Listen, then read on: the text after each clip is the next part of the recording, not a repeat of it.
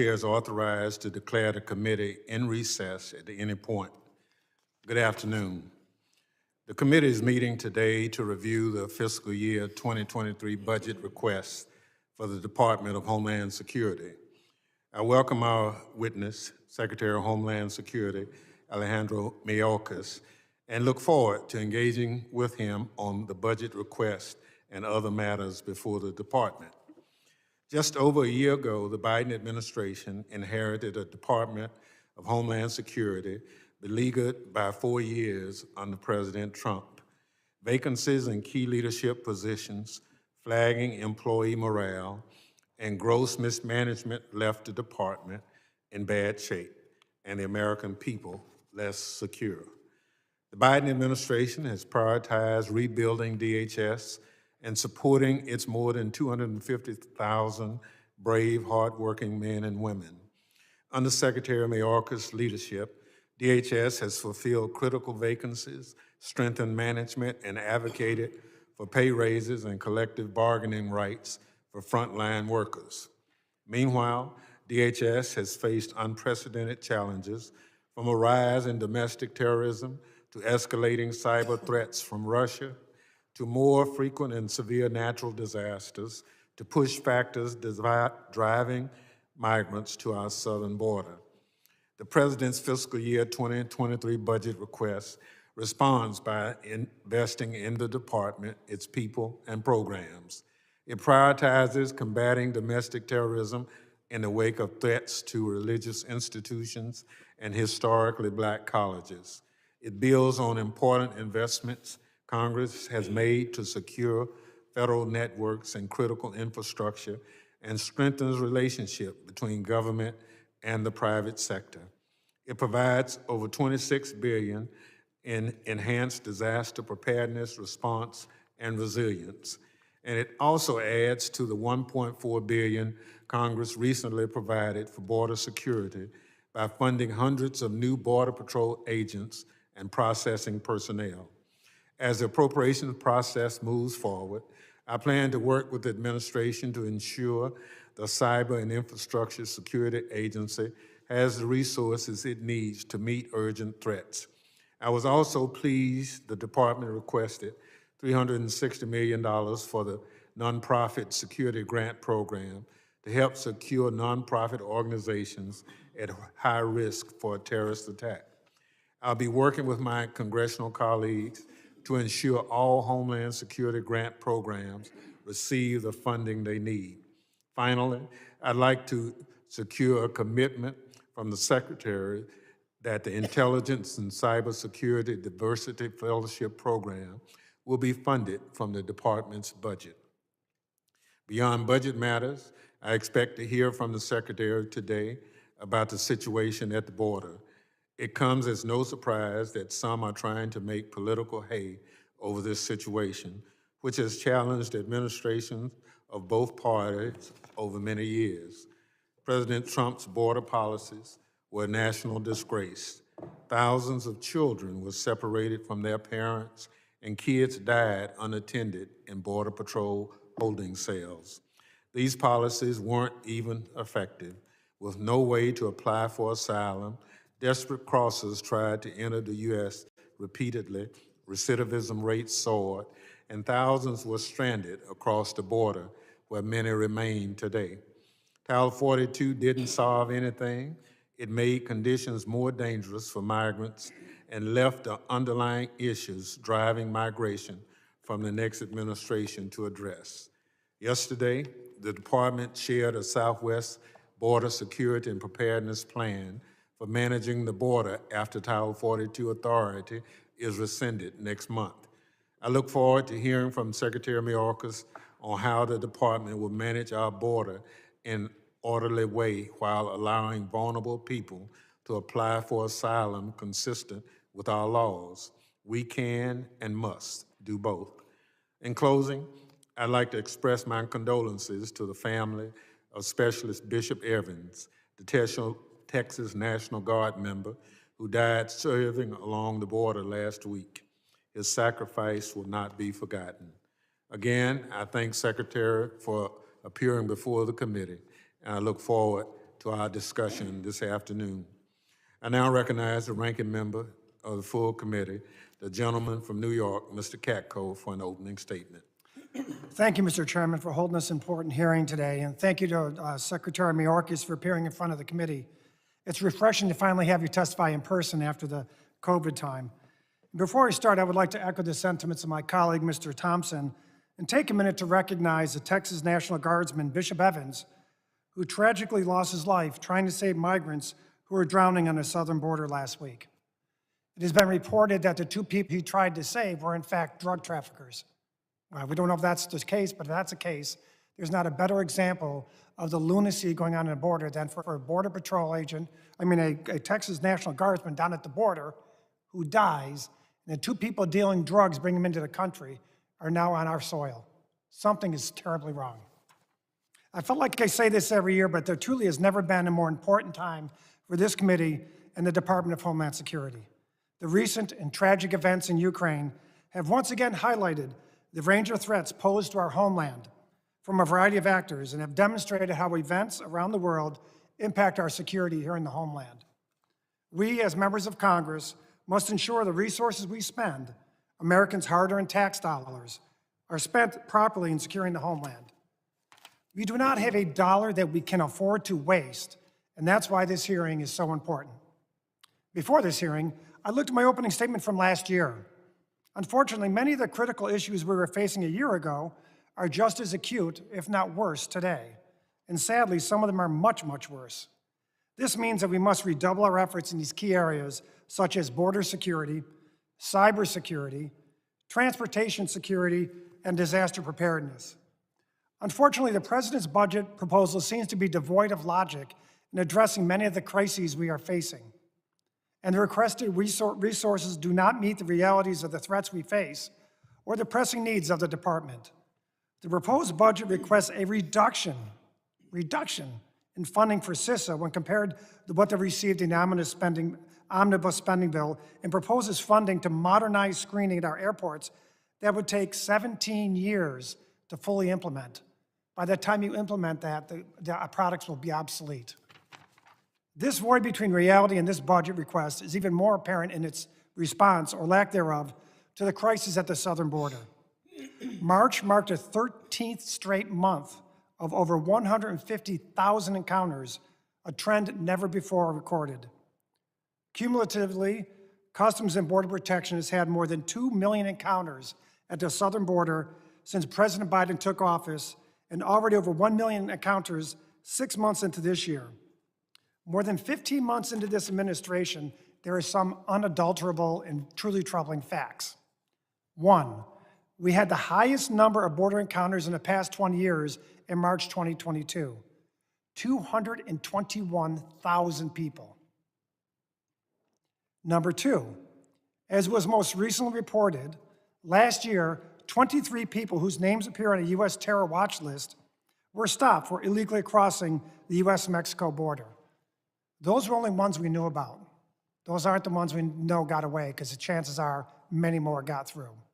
And number three, Customs and Border Protection seized enough fentanyl in 2021 to kill 2.4 billion people, over 7 times the U.S. population. Again, that's only what we seize, and it stands to reason that much more is getting through.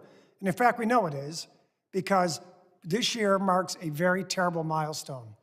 It's the first time in our nation's history that more than 100,000 people have died of drug overdoses. And the vast majority of those drugs are coming across the southern border, and our policies of this administration are making it that much easier for those drugs to get across. Unfortunately, President Biden and Vice President Harris's approach to the southern border has not changed. And therefore, neither has a problem. In fact, it's only gotten worse. Mr. Secretary, on a trip to the southern border a few months ago, you were quoted as saying, "It's worse now than, frankly, it has been in at least 20 years, if not ever." I couldn't agree more.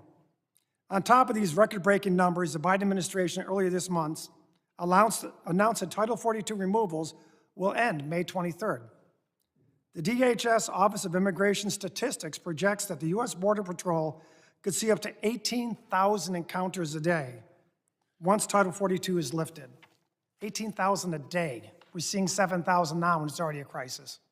There is no question that this will cause Customs and Border Protection to lose operational control over the southern border. And yet, the Department of Justice has decided to appeal the decision to lift the mask mandate for aviation and public transportation systems. And I fail to see the logic behind repealing the use of Title 42 and yet arguing to reinstate a mask mandate in public transportation.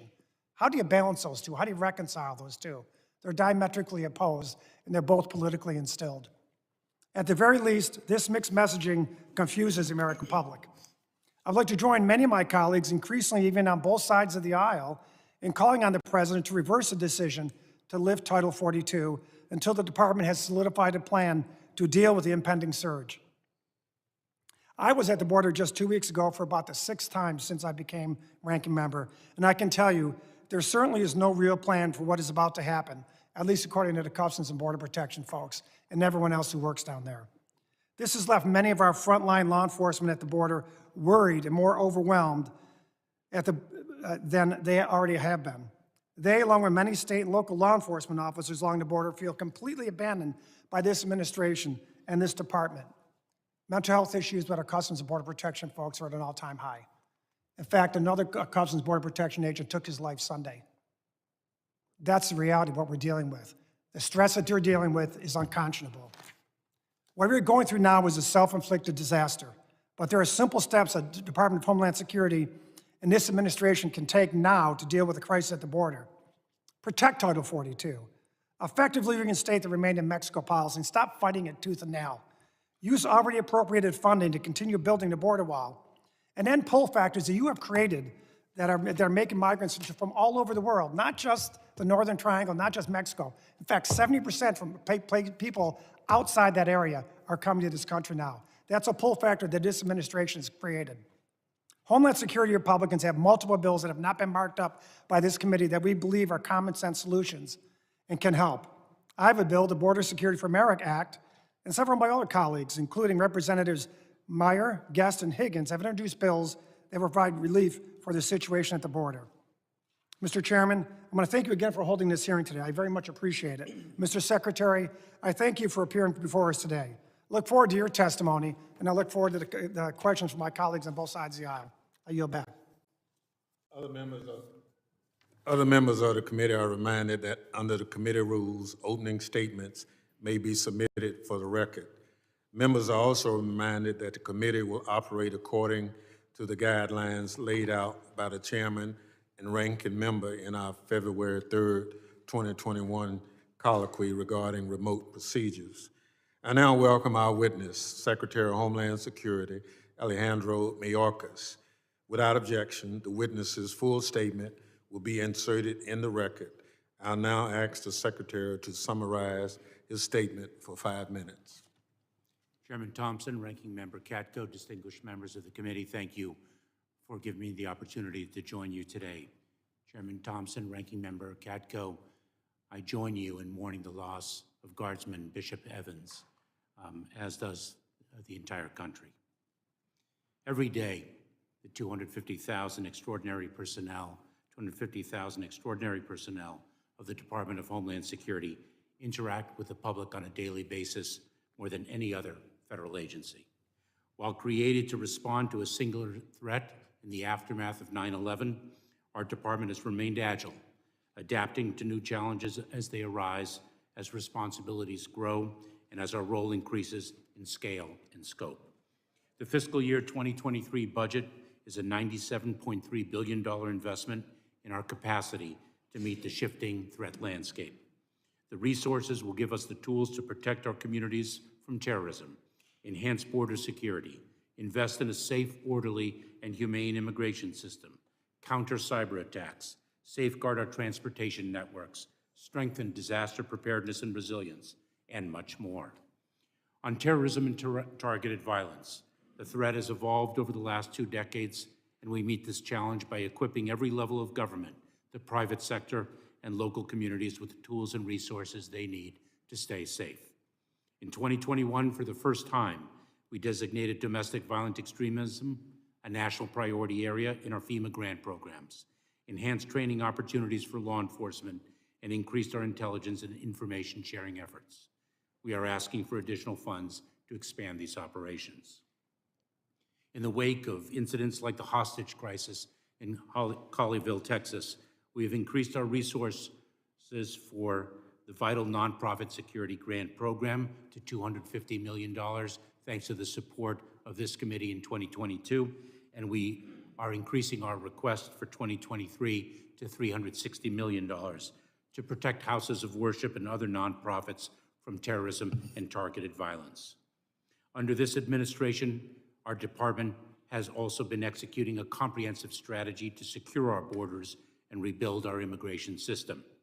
With the Title 42 public health order set to be lifted, we expect migration levels to increase as smugglers seek to take advantage of and profit from vulnerable migrants. We will continue to enforce our immigration laws. After Title 42 is lifted, non-citizens will be processed pursuant to Title 8, which provides that individuals who cross the border without legal authorization are processed for removal and, if unable to establish a legal basis to remain in the United States, promptly removed from the country. We started our planning last September, and we are leading the execution of a whole-of-government strategy which stands on 6 pillars to prepare for and manage the rise in non-citizen encounters. 1, surge resources, including personnel, transportation, medical support, and facilities. 2, increase efficiency without compromising the integrity of our screening processes to reduce strain on the border. 3, administer consequences for unlawful entry, including expedited removal and criminal prosecution. 4, bolster the capacity of NGOs and coordinate with state, local, and community partners. 5, target and disrupt transnational criminal organizations and human smugglers. And 6, deter irregular migration south of our border in partnership with other federal agencies and nations.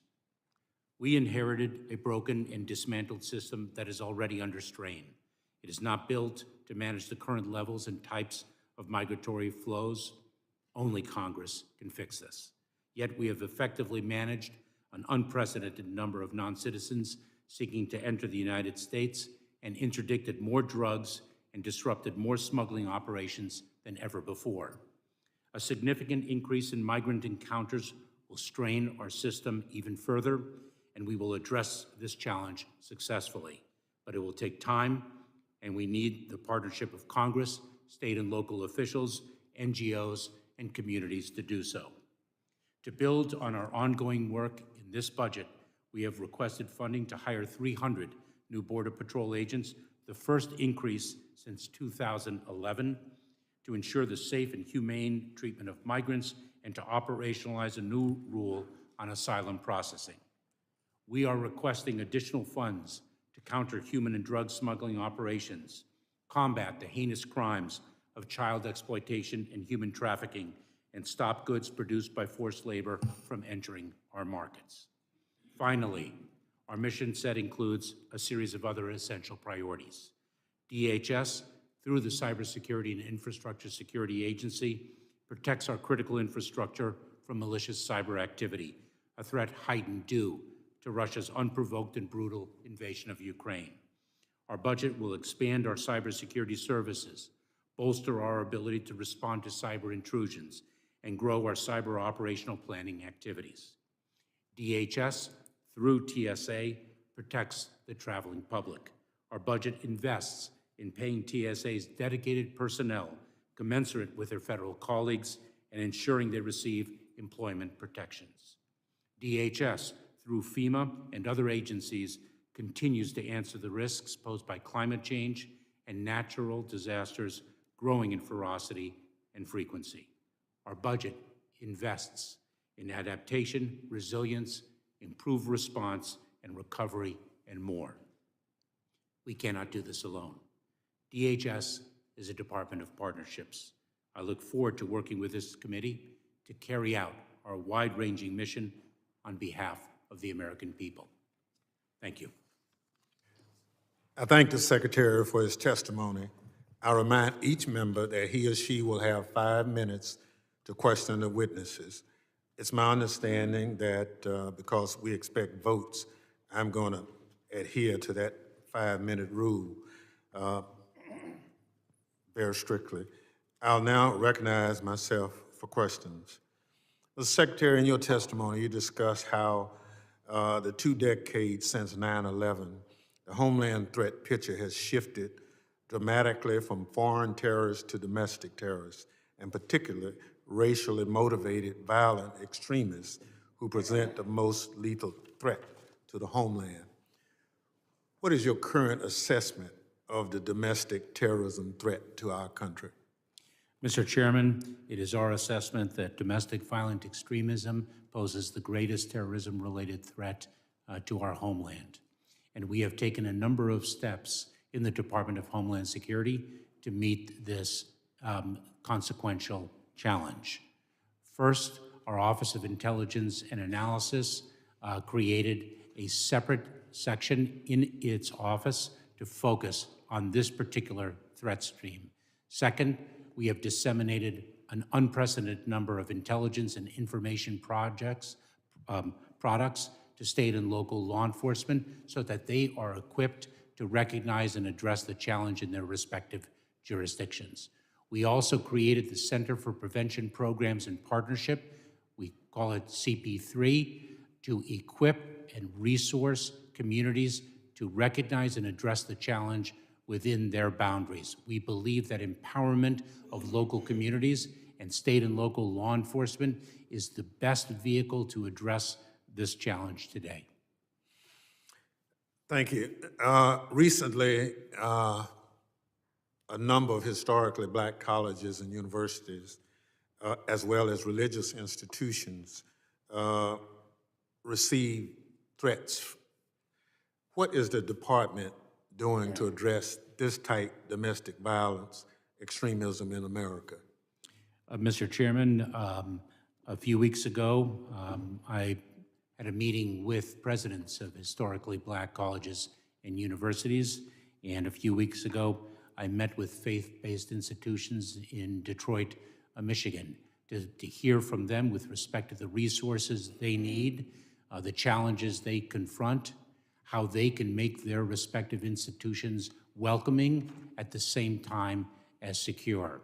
And one of the key takeaways was, again, the need for increased funding through the Nonprofit Security Grant Program, which this committee has historically supported, and we are appreciative of that, and to make sure that those grant dollars, those critical grant dollars, are accessible to all, even those that might not have the resources or infrastructure to otherwise access our programs. And equality of access and ease of access are core principles of ours, and we are working to strengthen our operations in that regard. Thank you. Now, the department is charged with securing the homeland, not just the border. You've released 12 priorities across DHS's mission space to guide your strategic focus through 2022. Can you please share with the committee the highlights of these priorities and how they will advance the department's critical mission? Mr. Chairman, we set out, I published 12 priorities for the department. I did so in March of this year. 6 of the priorities are focused on advancement of the organization as an institution, and 6 are mission specific. I can give some examples of the critical priorities. Increase the integration and effectiveness of the department as an organization. Harness technology. Ensure that we are not only espousing but critically implementing the core principles of diversity, equity, inclusion, and opportunity throughout our workforce, including at all levels of leadership. In the mission-specific area, and these are just but a few examples. Of course, fighting transnational criminal organizations and smuggling operations to better secure our border, fighting terrorism and targeted violence, combating human smuggling and child exploitation. These are some of the 12 priorities that I identified, and we develop them in collaboration with leadership throughout the department in an inclusive and open way. Thank you very much. Chair yields back. Recognize ranking member from New York. Thank you, Mr. Chairman. And Mr. Secretary, thank you again for your testimony today. And, you know, when you were speaking, I was thinking of what I view as like two of the major threats to this country right now from a homeland standpoint. One of them being the cybersecurity threat, which is quite substantial. The only thing I can say about that is I think you're doing a pretty good job, and the administration's doing a pretty decent job with cybersecurity. I wish a budget would reflect more funding for CISA, which I think they need more than what they're getting in their funding package, but they're going in the right direction, and I'm happy for that. The other threat I think about is the border, and I think it's a very substantial threat. And I've spoken to the rank and file agents and officers on the front lines of border crisis again and again, and they have consistently and repeatedly told me they are overwhelmed and understaffed. Border Patrol agents have also told me that once Title 42 authority ends, there will be an even bigger surge of migrants attempting to cross, in fact, unprecedented surges, and they will lose operational control of some or all of the southwest border, notions that you yourself have acknowledged as well. Well, according to a Department of Homeland Security document, once Title 42 restrictions are lifted, federal law enforcement are bracing for encounters of up to 18,000 migrants per day. Mr. Chairman, I ask unanimous consent to submit that document for the record. Without objection, so ordered. Thank you, sir. Secretary Mayorkas, do you believe frontline agents and officers who consistently say that they are poised to lose operational control or some or all of America's southern border once Title 42 is lifted? Ranking Member Katko, it is our responsibility to maintain operational control of the border. That is what our personnel are dedicated to doing. That is what the personnel throughout the department and I, as the Secretary, are dedicated to doing, and we will not lose operational control of the border. So I just have 1 second, please. And I wanted to preface what I was saying earlier, and I should have done it. I apologize for that. We have a limited amount of time, and I've directed all of my committee members on my side of the aisle to ask pointed questions, which generally require yes or no answers. And respectfully, if you don't answer the question directly, we will interrupt you. I just want to warn you of that. So the question is simply, so your answer is you don't believe we're going to lose operational control of the border, yes or no? We will not lose operational control of the border, but Congressman, you have to allow me to answer fully the question. No, I understand what you said. You'll have your opportunity, sir. But if you don't believe we're going to lose operational control of the border, what information do you have in your possession that your frontline agents don't have? Because there's not a single person on the border today that will tell you that once Title 42 is lifted, they won't lose operational control as part of the border. So what information do you have that they don't have? The premise of your question and what you have identified as estimates of what we will encounter at the border are not estimates of what we will encounter. It is our responsibility. That was a Homeland Security document that I had that from. So again, the question is, sir, is very simple.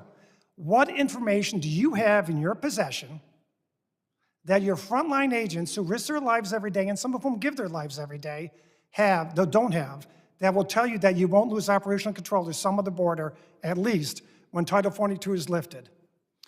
We have a plan. We have a plan that we have developed and that we have been preparing to execute. Your six-pillar plan? And have been implementing since September of this past year. You're referring to your six-pillar plan? Yes. Oh, but has that been implemented, or is that a proposal? That is underway in its execution. We began planning in September. Let me ask you a question. That pillar, the 6 pillars. The surge started on January 20th when President Biden took office.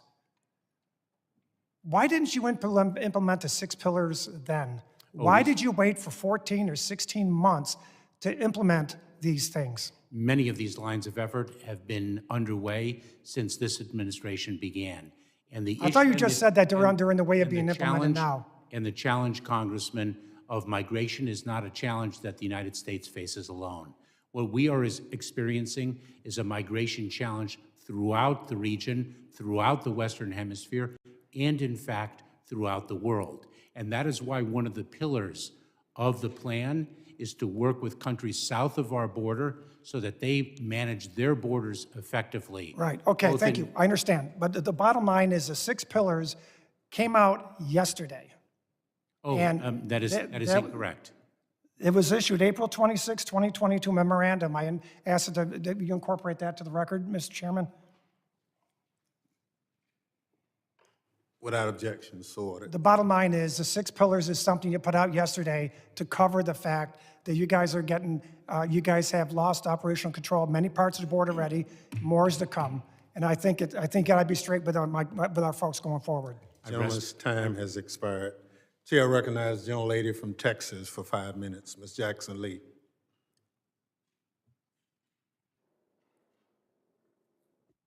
Thank you, Mr. Chairman. Young lady is recognized. Thank you. Let me welcome you, Mr. Secretary, and let me first of all hold up the document dated April 26, 2022. Thank the administration for recognizing the responsibilities we have at the border with increased personnel. Certainly our staffing at the border needs that kind of help.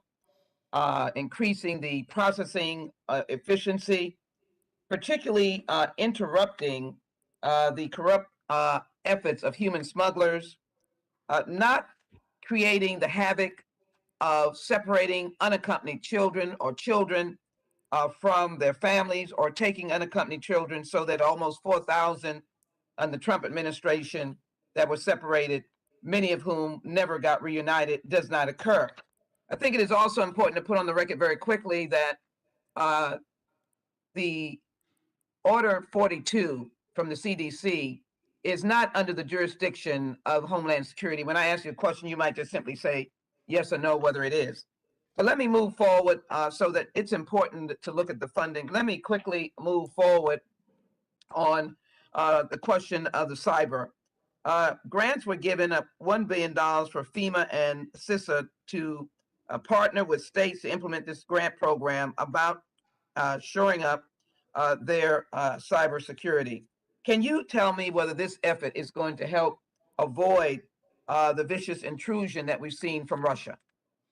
Congresswoman, thank you for your question. The grant funds that CISA, the Cybersecurity and Infrastructure Security Agency, has been given to distribute in collaboration with FEMA is a vital resource to equip others to strengthen their cybersecurity.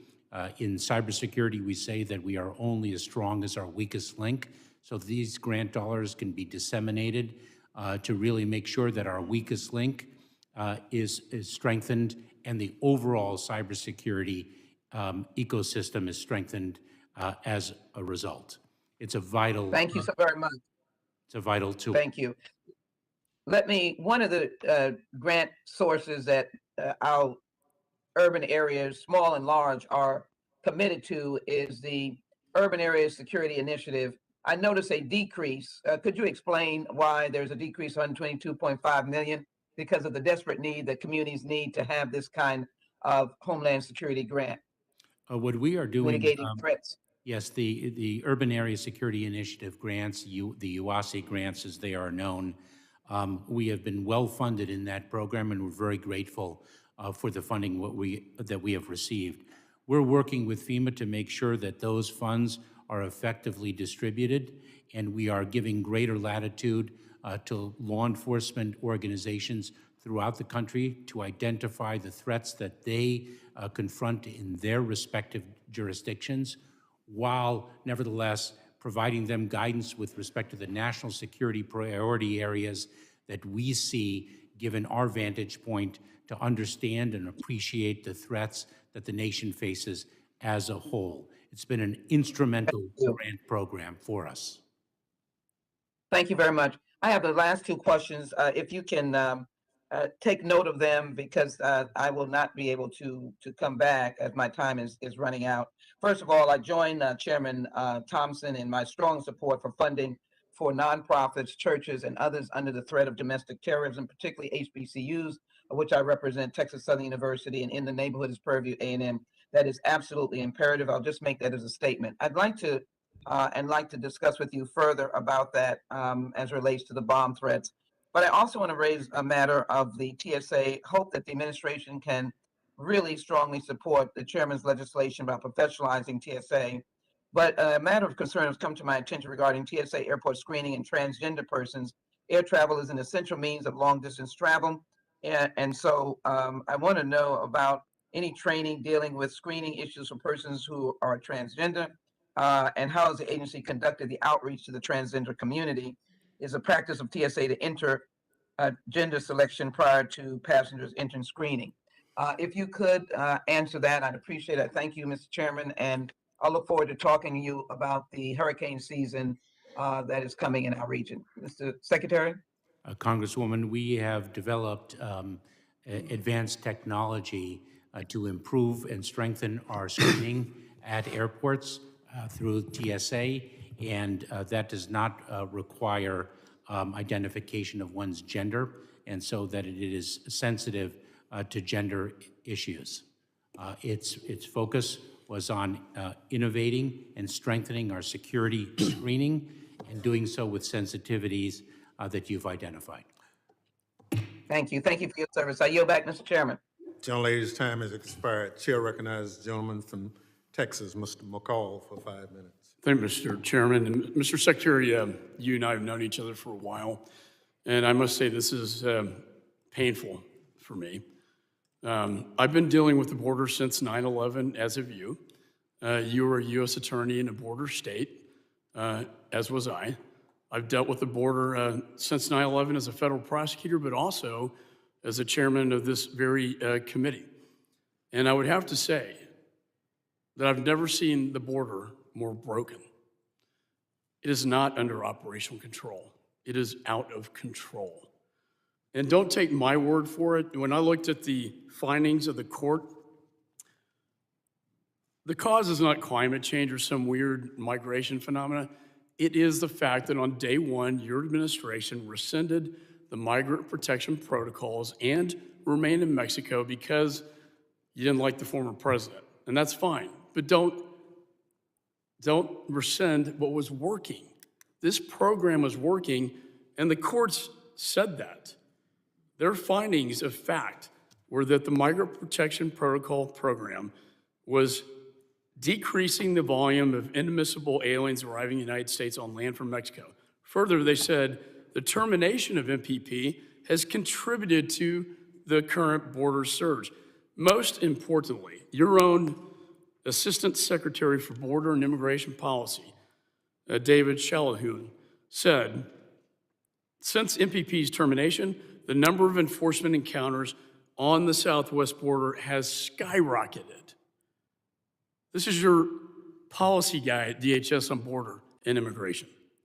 He goes on to say, based on current trends, the department expects that total encounters this fiscal year are likely to be the highest ever recorded. I agree with him. The highest ever recorded. My state, we say every state's a border state. My state has to absorb this. And we have to pay billions of dollars when it's a federal responsibility. It's the biggest human trafficking event I've seen in my lifetime. 2.5 million encounters. What are we going to do with all these people that have no legal status in this country? Not to mention the fentanyls that have come in that can kill the population 7 times over. Not to mention the 23 apprehended that are on the terrorist watch list that you, sir, will not tell us who they are. I think the American people need to know who they are.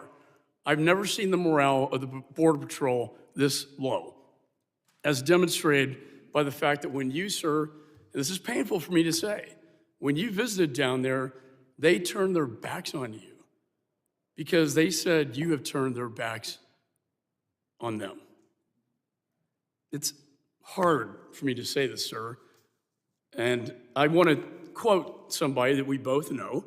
As you're looking at lifting Title 42, 18,000 per day, we're debating a $10 billion COVID relief package. What kind of COVID relief package is this? To open up the border to anybody that could come in that could be infected.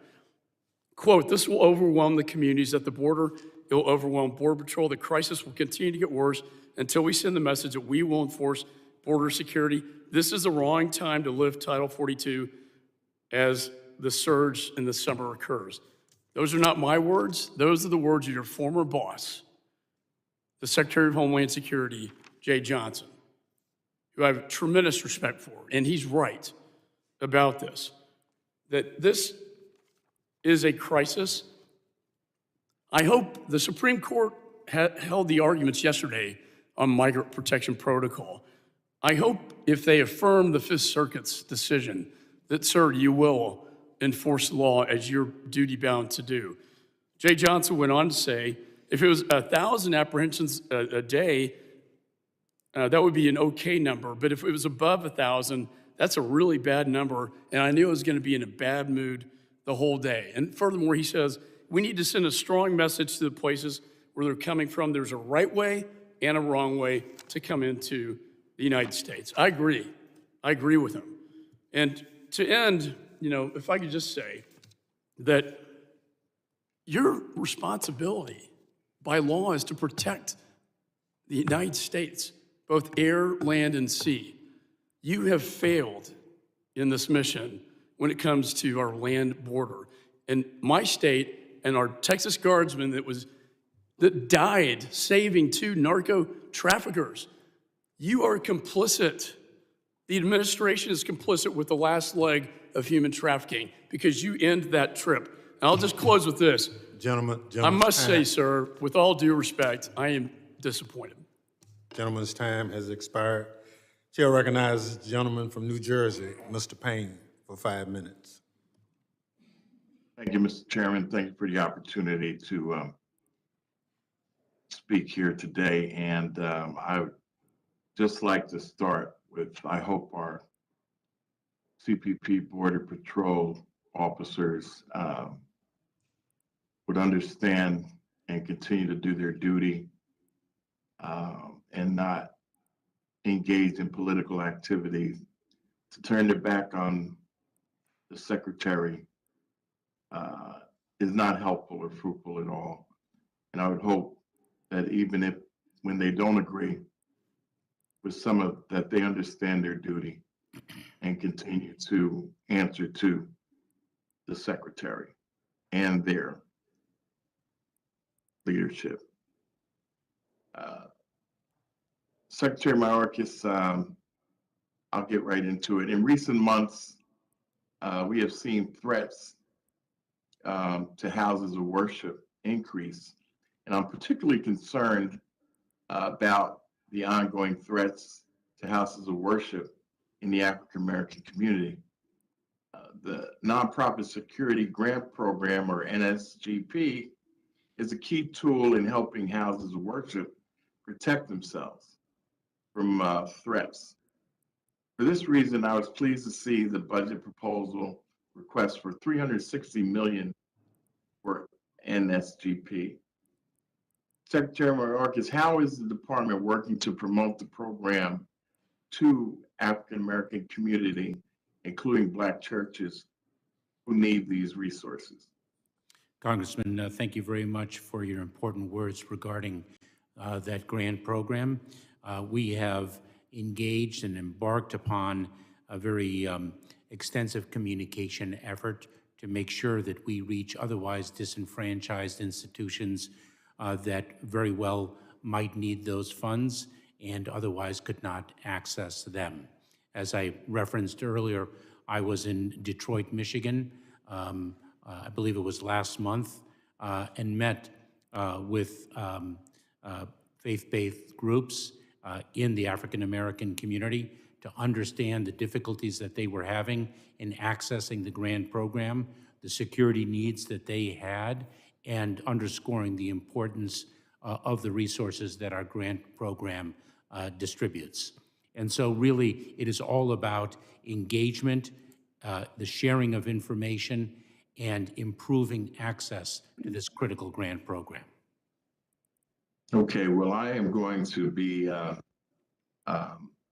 helping the churches in my area, my district, access that grant. And so working with you, I'd appreciate us partnering in helping us access those grants in my district and around the country. It is a group that has been left out of that process, and we need to bring them into it. So thank you. And also, how are you ensuring that FEMA can administer the program effectively and provide oversight to states as they play a key role in submitting the grant application to FEMA? Congressman, we have a tremendous leader of FEMA in Deanne Criswell. The Deputy Administrator of FEMA, Eric Hooks, comes to the department with tremendous experience in actually managing a grant program, in representing a state that is a recipient of a grant program. We are engaging extensively, as I mentioned before, with all communities, including minority communities, to make sure that our distribution of grant funds meets the Homeland Security imperatives and honors our obligation of equality of access. Okay.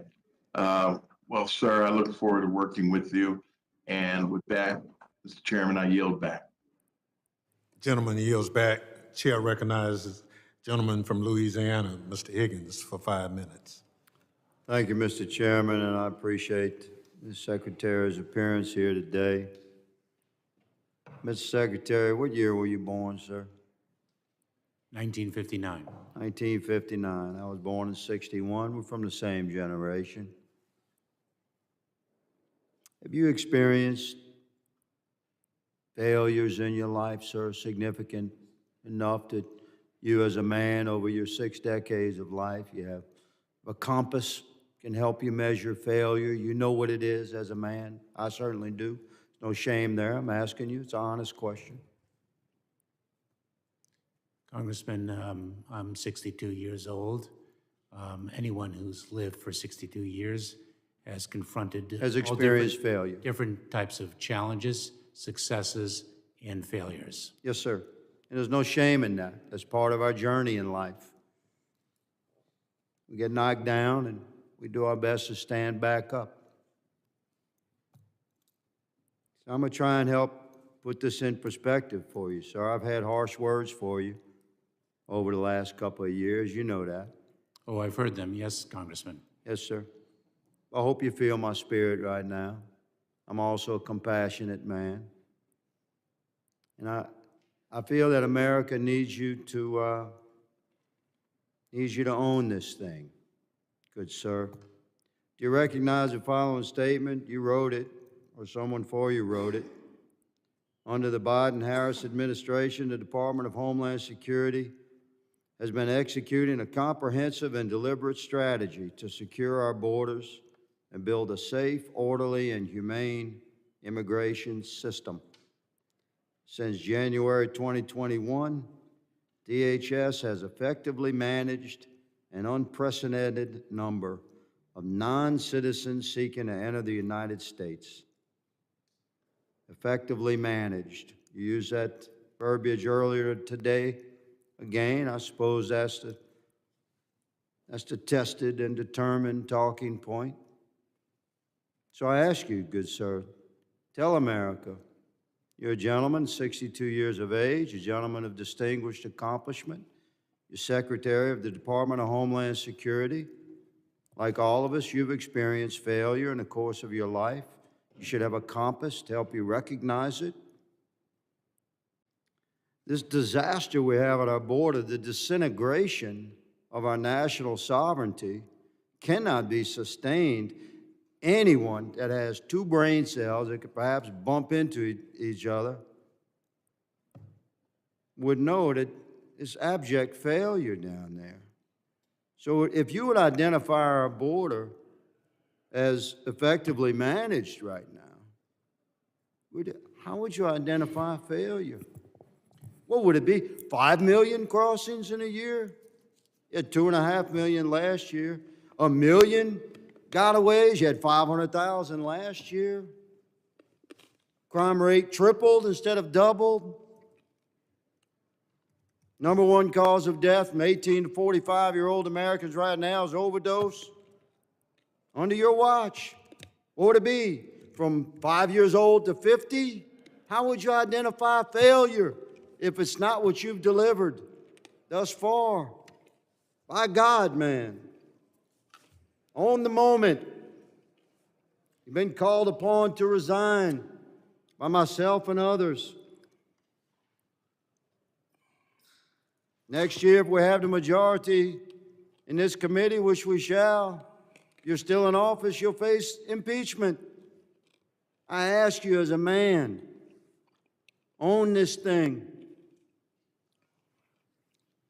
Out of respect for you in the office, I ask you to reflect upon that.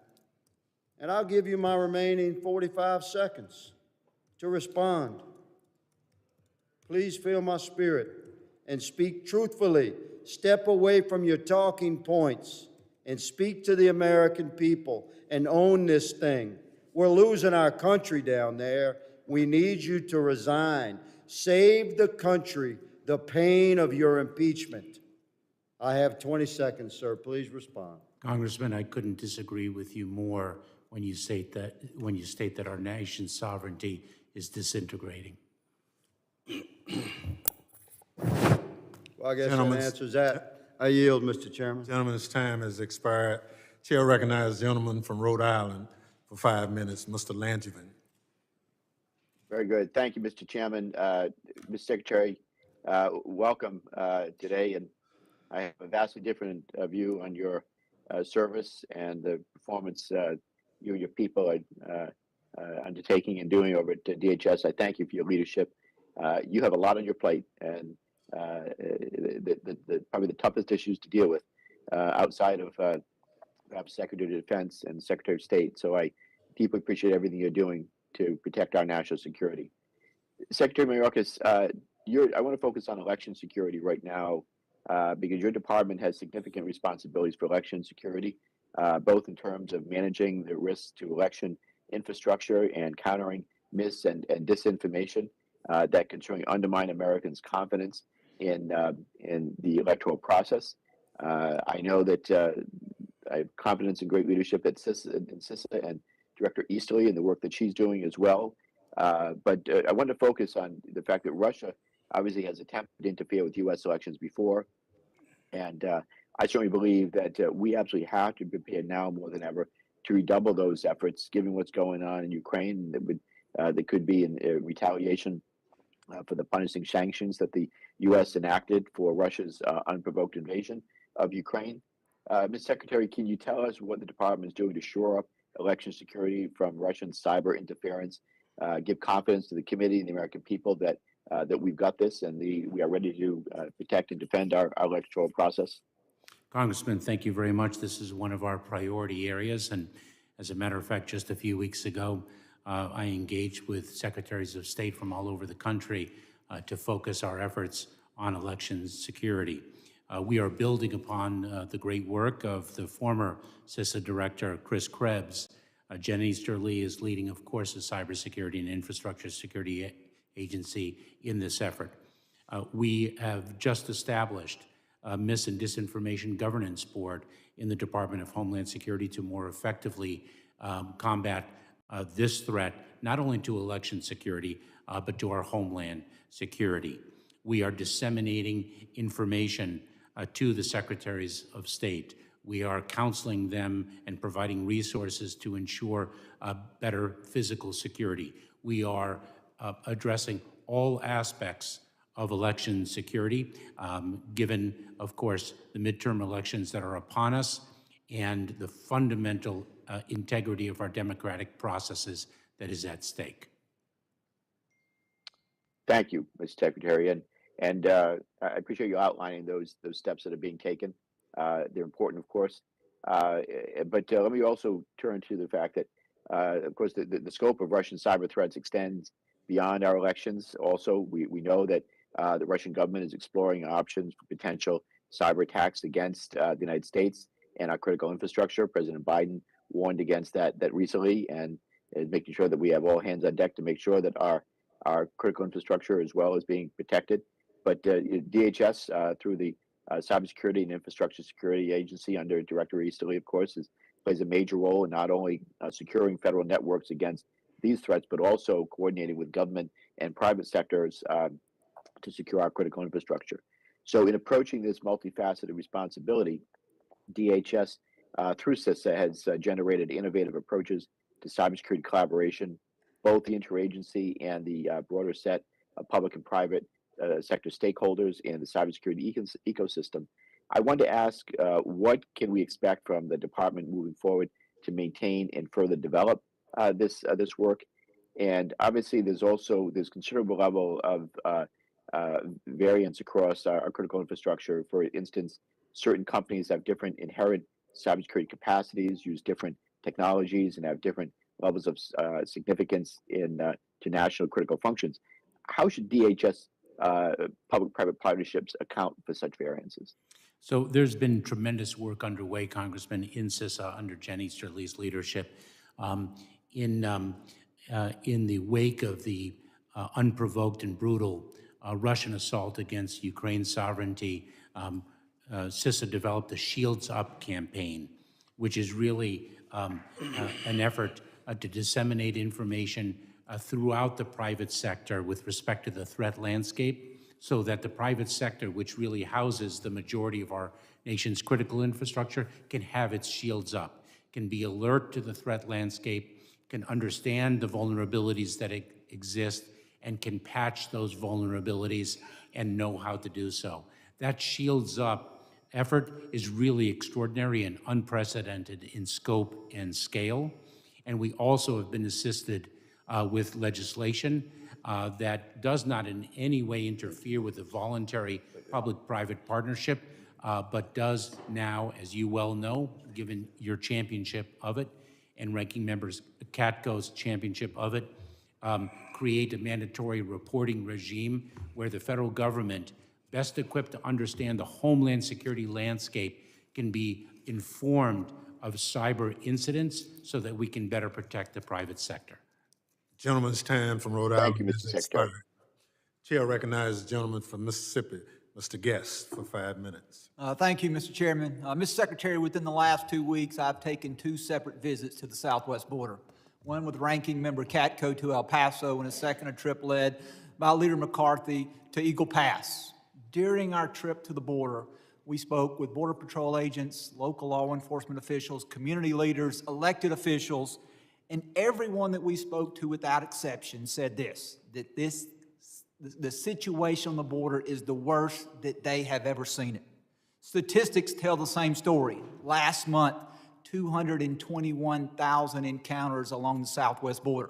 Fox News reported that as many as 60,000 gotaways occurred last month. Just cutting that number in half, it's going to then be over 250,000 people who entered the country illegally last month. Since you have been Secretary, since the administration has taken over, we have seen that there have been more than 2.4 million encounters, a number greater than 15 of our individual states. Just looking at the last 6 months, CBP reported that they have arrested 14,150 individuals with known criminal convictions, 321 known gang members, and we know that 23 individuals were encountered who were on the terrorist watch list. Mr. Secretary, you have repeatedly lied. You've lied to Congress and you've lied to the American people when you said that the border is secure. Here in September, a hearing in which Representative Pfluger asked you this question: is the border more secure under your leadership than when you started? Your answer, Congressman, the border is secure. We're executing our plan, and I've been very clear and unequivocal in that regard. Just over a year ago, you were interviewed by ABC. Martha Raddatz, she said this: we've heard the sheriff say it, the governor say it, and the immigrants I've spoken to say it. They're coming across the border because they believe they will be welcome under the Biden administration. You yourself 3 weeks ago are not saying don't come. We're saying don't come now. President Biden had a stronger message later, but the messages are mixed at the best, Mr. Secretary. Your response: Martha, good morning. The message is quite clear. Do not come. The border is closed. The border is secure. And so my question to you, Mr. Secretary, are you testifying as you sit here today that the southwest border is secure? Yes, I am, and we are continuing to work to make it more secure. And if I can correct one thing about the statistics you are using, and also mention one important factor. Number one, please understand that under Title 42, a Title 42 expulsion is not a formal removal under immigration law under Title 8 of the United States Code. And what happens under Title 42 is because it is an expulsion and not a formal removal, we're seeing a great deal of recidivism. So the same individual will try again to enter the United States. And so the number of encounters is different than the number of unique individuals seeking entry into the United States between the ports of entry, number one. So the encounters does not equal the number of unique individuals. Number two, the transnational criminal organizations, the smuggling networks, are spreading misinformation to vulnerable migrants that the border is open. And the reality is, the fact of the matter is, that individuals who are encountered at the border make claims for relief under our asylum laws. That is what our law provides. Those whose claims succeed in immigration enforcement proceedings have established a basis to remain in the United States. Those who do not are removed from the United States, and therefore the border is in fact not open. Mr. Secretary, you're wrong.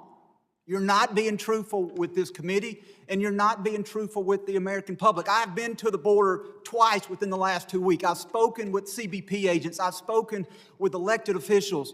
They all say the same thing. They all say that this administration has abandoned them. They say that they feel like that they are left to deal with this problem all by themselves. The border is not secure. The border is wide open. Under your leadership, this problem has only gotten worse, and in fact, this is the worst immigration crisis that our nation has ever seen. Mr. Chairman, I yield back. Gentleman yields back. Let me suggest to our colleagues that decorum is the order of the day, and we will enforce it accordingly. Chair recognizes. If I may, just, Mr. Chairman, when you refer to decorum, what was the problem with the last question? Well, just to call somebody a lie is not the decorum. Okay, so, but you're okay with the other thing? You're just saying because of that one word you said? I'm just saying that decorum is the order of the day. I understand that, but by inferring that, I thought you were inferring that his line of question was out of order. I understand. No, I Thank you. I did not question, I don't question any member's questions, but calling the man a lie is out of order. Chair recognizes the gentleman from California, Mr. Correa. Thank you, Mr. Chairman. I want to thank you for holding this most important hearing, you and the ranking member and members of this committee for being here. Mr. Secretary, thank you for being here as well. I agree with my colleagues on the other side of the aisle. We have a major challenge at our borders. I just got back again from visiting the border. Been to El Paso many times, San Isidro many more times, and I've kind of grew up in that area. And if I can, I'm going to have the clerk show some photos I took at the San Isidro border crossing of the latest number of refugees that we have at the border crossing.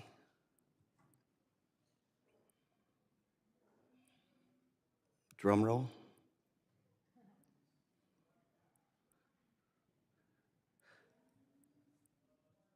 While we get there, let me say that since my time is running, what I observed were 1,000 Ukrainian refugees coming into Tijuana on a daily basis. About 500 of them are actually passed into the U.S. under temporary protective status. And Title 42 is also being waived for them right now to come into the United States. So my question, Mr. Secretary, how do you distinguish one group of refugees from another? Why don't you do the same thing for Afghanistan, Syrians, Africans, Central Americans? I guess my bigger question would be, sir, what's our American refugee policy? Now I'd have to ask for my colleagues here too. The UN yesterday reported that this year, 8.3 million Ukrainians will leave Ukraine. What's going to happen when we have 1 million to 2 million Ukrainians knocking at our border? And then, of course, what's going to happen, sir, when we have a few million starving Russians also knocking at our border. And the question really not for you, but for us is, what is our refugee policy in this country? We know what the law is right now, and Title 42 is really something that's been used incorrectly to address immigration at our borders, the refugee issue. This is nothing new. I just read something today that there's discussion now of a Marshall Plan for Central Europe to stabilize that region. Good idea. Why haven't we done that decades ago for Central America? If we have unstable economies that are crashing, we have challenges at the border, and those surges, gentlemen, didn't start this administration. They've been going there for 20, 30 years. Why haven't we acted on those issues? Folks come to our country the way our ancestors came to this country. Economic refugees or political refugees. So, Mr. Secretary, what is our refugee policy when we have 1 million, 2, 3 million Afghanistans, Ukrainians, Russians knocking at our borders? What's our policy? What's the solution? And I want all of us to answer that question. Or do we turn them away? Did we get the photos up? Please answer the question, sir. Congressman, the President has spoken very powerfully about what our policy is, and that is that we are restoring. I can address my colleagues. Here's a picture of the Ukrainian refugees at a Tijuana baseball field that the Mexican government graciously made available to these refugees. We are restoring our leadership in the world as a country of refuge. And in fact, for the Ukrainians who have fled Ukraine in a time of brutal war, we have established a multi-part plan. Number one is our traditional refugee processing, and we deployed refugee affairs officers to the region to administer that. Number two, the Department of State issued guidance with respect to the availability of visas for Ukrainian nationals who qualify. Third, we announced this past Monday, Uniting for Ukraine, a special humanitarian parole program that requires a sponsor here in the United States, which is another lawful and orderly and humane way for Ukrainians to seek refuge in the United States. Those are three different avenues by which Ukrainians seeking refuge can actually obtain it in the United States. Mr. Secretary, that is in the American tradition of opening our doors to those that are being persecuted, fleeing violence and war. That's what we should do. But it should not be limited just to Ukrainians, Russians, but it should be a blanket policy for the rest of the world. We need those workers. Chambers of Commerce are saying we need that workforce now. Gentleman's time has Thank you, Mr. expired. Chairman. I yield. Chair recognizes the gentleman from New Jersey for 5 minutes, Mr. Van Drew. Thank you, Mr. Chairman. Secretary Mayorkas, thanks for showing up today. When we met last March, we were beginning to see the drastic implications of the Biden administration's horrendous immigration policies. Within 45 days of you being confirmed as the Secretary of the Department, this administration has halted border wall construction that was already funded by Congress, eliminated the Remain in Mexico policy, implemented catch and release at the beginning of a global pandemic, which allowed thousands upon thousands of illegal immigrants to enter our country, canceled asylum agreements with Central American countries. Since all of these actions, America has experienced the worst immigration crisis on our record. Last month, there were over 220,000 migrant encounters at the southern border, which is almost a 30% increase from March of last year, and a 542% increase, 542%, think of that number, from March of 2020. Last month's figures brought the total number of encounters to over 2.4 million. since President Biden took office. This doesn't happen by accident. Furthermore, the FY23 budget does not request funding for a new border wall and does not include a significant amount of new agent positions. In fact, Mayor Bowser's budget for Washington, D.C. requests 347 additional police officers, which is more than DHS is requesting for the entire border, which is almost 2,000 miles. CBP's mission statement is, quote, protecting American people, safeguarding our borders, and enhancing our nation's prosperity. Mr. Secretary, I am thoroughly disappointed. I am thoroughly disgusted. I am thoroughly disturbed about your performance. Just a month ago, the department announced that it was rescinding the expedited removal border policy, which helped the department effectively deport hundreds of thousands of illegal aliens. I, along with 77 other members of Congress and with the support of every Republican on this committee, wrote to you expressing adamant opposition to this decision, a letter to which I welcome a response, a timely response someday.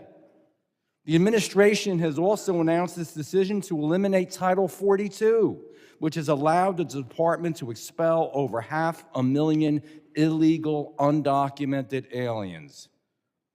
Officials have even acknowledged that revoking Title 42 will lead to a sharp increase in illegal migrant crossings, drawing criticism and concern from Democrats and Republicans in both chambers of commerce.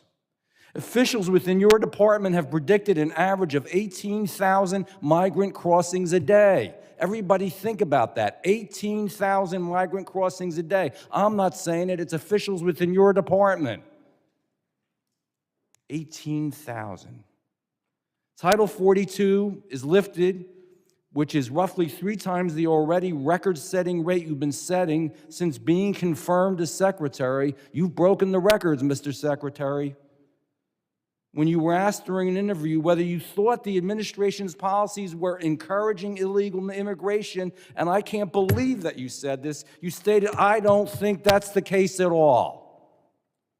I don't know how you could look at us straight in the face and say that to us. I don't think that's the case at all. Just look what's going on and process it. Does this administration have a plan for border security? Does this administration have a plan for the health issues that come with all the undocumenteds coming over? Does this administration have a real plan for the huge increase in fentanyl and the flow of drugs? Does this administration have a plan for the huge increase in illegal crossings that are going to occur in our very near future, that are going to change the very substance, structure of our nation? How can this happen while you and the administration are failing to recognize the border crisis? I hate to say this, but I wish that you would resign. I do. I wish you would resign. Chair recognizes the gentlelady from Michigan, Ms. Slotkin, for 5 minutes. Thank you. Secretary Mayorkas, thank you for being here. Maybe it's because I'm just coming from the funeral of Secretary Madeleine Albright, who was a refugee to this country, fleeing persecution in Europe and coming here, that it's hard to listen, frankly, here and on TV to how politicized both sides of the aisle are when it comes to the border. And I think the answer is, whether it's this administration or the last or the ones before that, our immigration system is broken. Democrats and Republicans own that. Right now, Democrats have the House, the Senate, and the White House, and have done nothing to get at comprehensive immigration reform. 4 years ago, the Republicans had the House, the Senate, and the White House, and did nothing to do comprehensive immigration reform. In Congress, we are more culpable than anyone because we are the ones who set the laws. And as a CIA officer and Pentagon official by training, if we are dealing with security issues on the very border of our country, we have failed. Our policy is failing. That is the place of last resort to protect ourselves, not the place we should be metering out who comes into our country.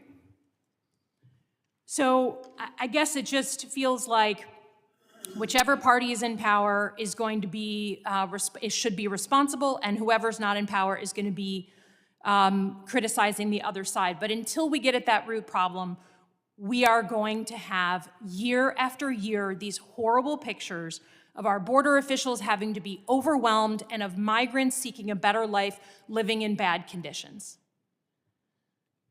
2 years ago, we all, I think every one of us on this committee, voted on a $4.5 billion supplemental. We sent active duty military to the border in addition to the Guard, and we put people in cages and separated them from their children in order to make border policy something different than it was. Now, we allow people to come into the country and they go off and we have no idea whether they're ever going to show up in a courtroom again. Neither of those policies makes any sense.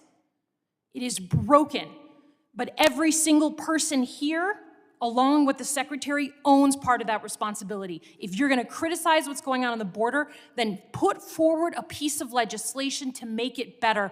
Don't just use it as a political cudgel. Democrats and Republicans. Sorry, just going to that funeral and seeing what we can get when we have a decent immigration policy and allowing people who are fearing persecution and death legitimately to come here, and then allowing economic migrants, people like my great-grandfather who came here just for a better life, allowing them to come and work here in a vetted, legal way where they can apply from home, not shoving their way through a border. That is what we should be aiming at. Okay.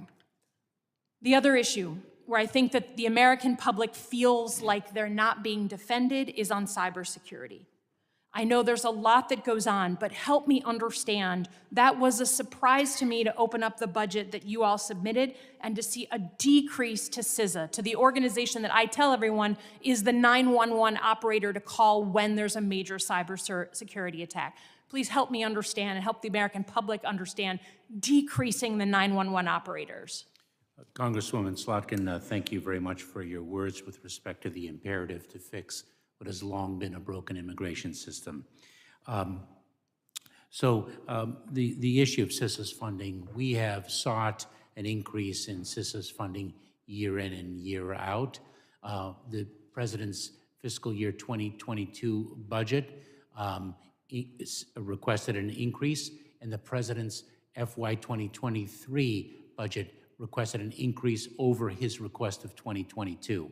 The timing of it was we were not aware of the budget that would be enacted by this Congress, and we're grateful for the further plus up of CISA. But we have sought an increase in our budget as compared to our prior budget year over year.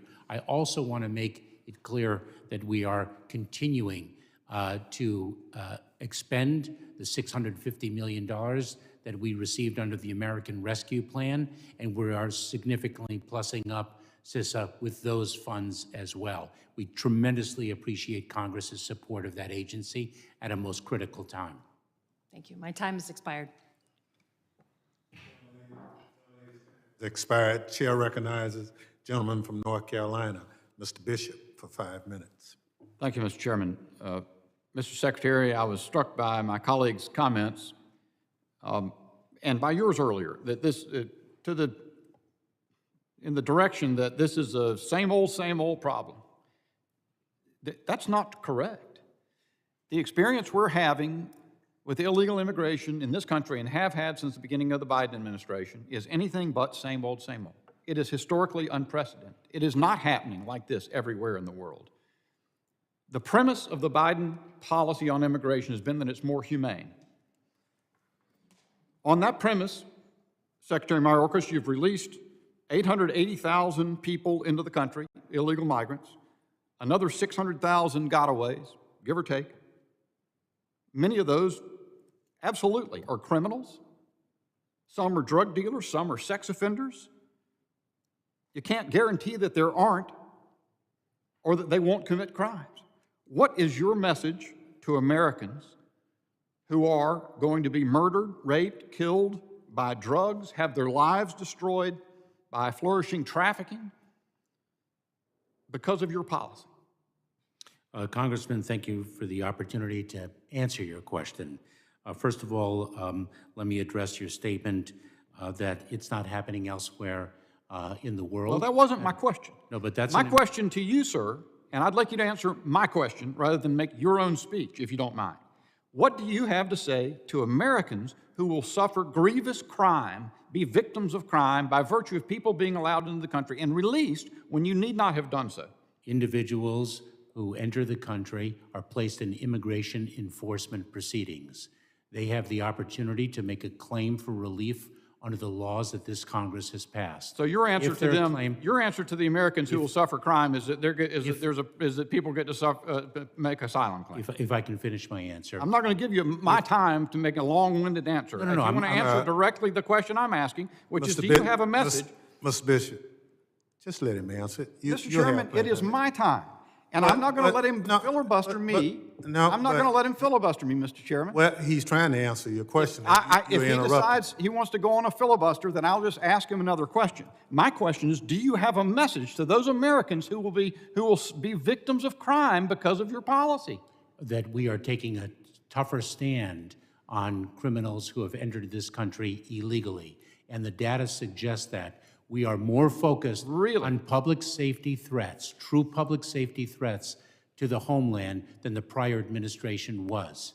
And in fact, we have removed more aggravated felons and felons in 1 year than the prior administration did. Interestingly, I think it's almost double, actually. In all of those actual individual categories of serious felony crimes, your numbers are lower, but somehow you have a larger number overall. It's amazing. Let me ask you this. 100,000 Americans died of overdoses last year. DEA says 95% of the fentanyl that comes in this country comes across the southwestern border. Do you feel a personal sense of remorse for those Americans who've died because fentanyl is coming in right and left across a border that is overwhelmed by illegal migration? The fentanyl crisis has been building year in and year out, and of course we mourn the loss of individuals who've lost their lives. Do you know that in 2020, there was an approximately 50% increase in opioid deaths in this country over 2019? 2020 over 2019. The number of opioid overdose deaths in this country has grown each year, year in and year out, well prior to this administration. And what we have to do as a country is address the fundamental underlying cause, which is demand. Sir, and I should say also, let me ask you about the migrants. Is sought to be brought into this country through the ports of entry. The great majority is through the ports of entry. Where we have interdicted. Where your agents have been diverted to processing illegal migrants. And we have interdicted more fentanyl. I've got 30 seconds left. 2021 than we did in the prior year. Almost 700 migrants have died on American soil in the process of entering the country. Do you feel personal remorse for their loss? Do you realize that under the migrant protection protocols, according to a human rights organization, more than 1,500 individuals were murdered, raped, tortured, or suffered serious crimes in Mexico? You'd rather have the 700 dead? I yield back. Gentleman's time has expired. Chair recognizes the gentleman from Missouri for 5 minutes, Mr. Cleaver. Thank you, Mr. Chairman.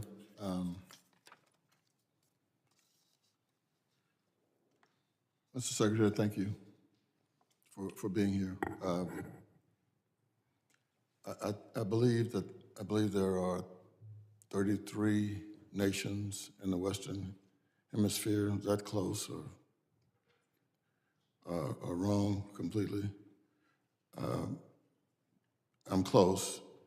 Is it possible for us to develop a sound immigration plan without cooperation with the nations in the Western Hemisphere, or some of them? Congressman, it is extraordinarily difficult to do so. Migration is a challenge that is being confronted by countries throughout the region, and therefore it calls for a regional solution. That is why Secretary Blinken and I were in Panama last week to meet with leaders of multiple nations throughout the region. This is not a challenge that the United States alone is facing. As a matter of fact, contrary to the statement just articulated, Colombia, as a powerful example, has 1.8 million Venezuelans within its borders. I was in Costa Rica before I was in Panama to further advance a regional solution.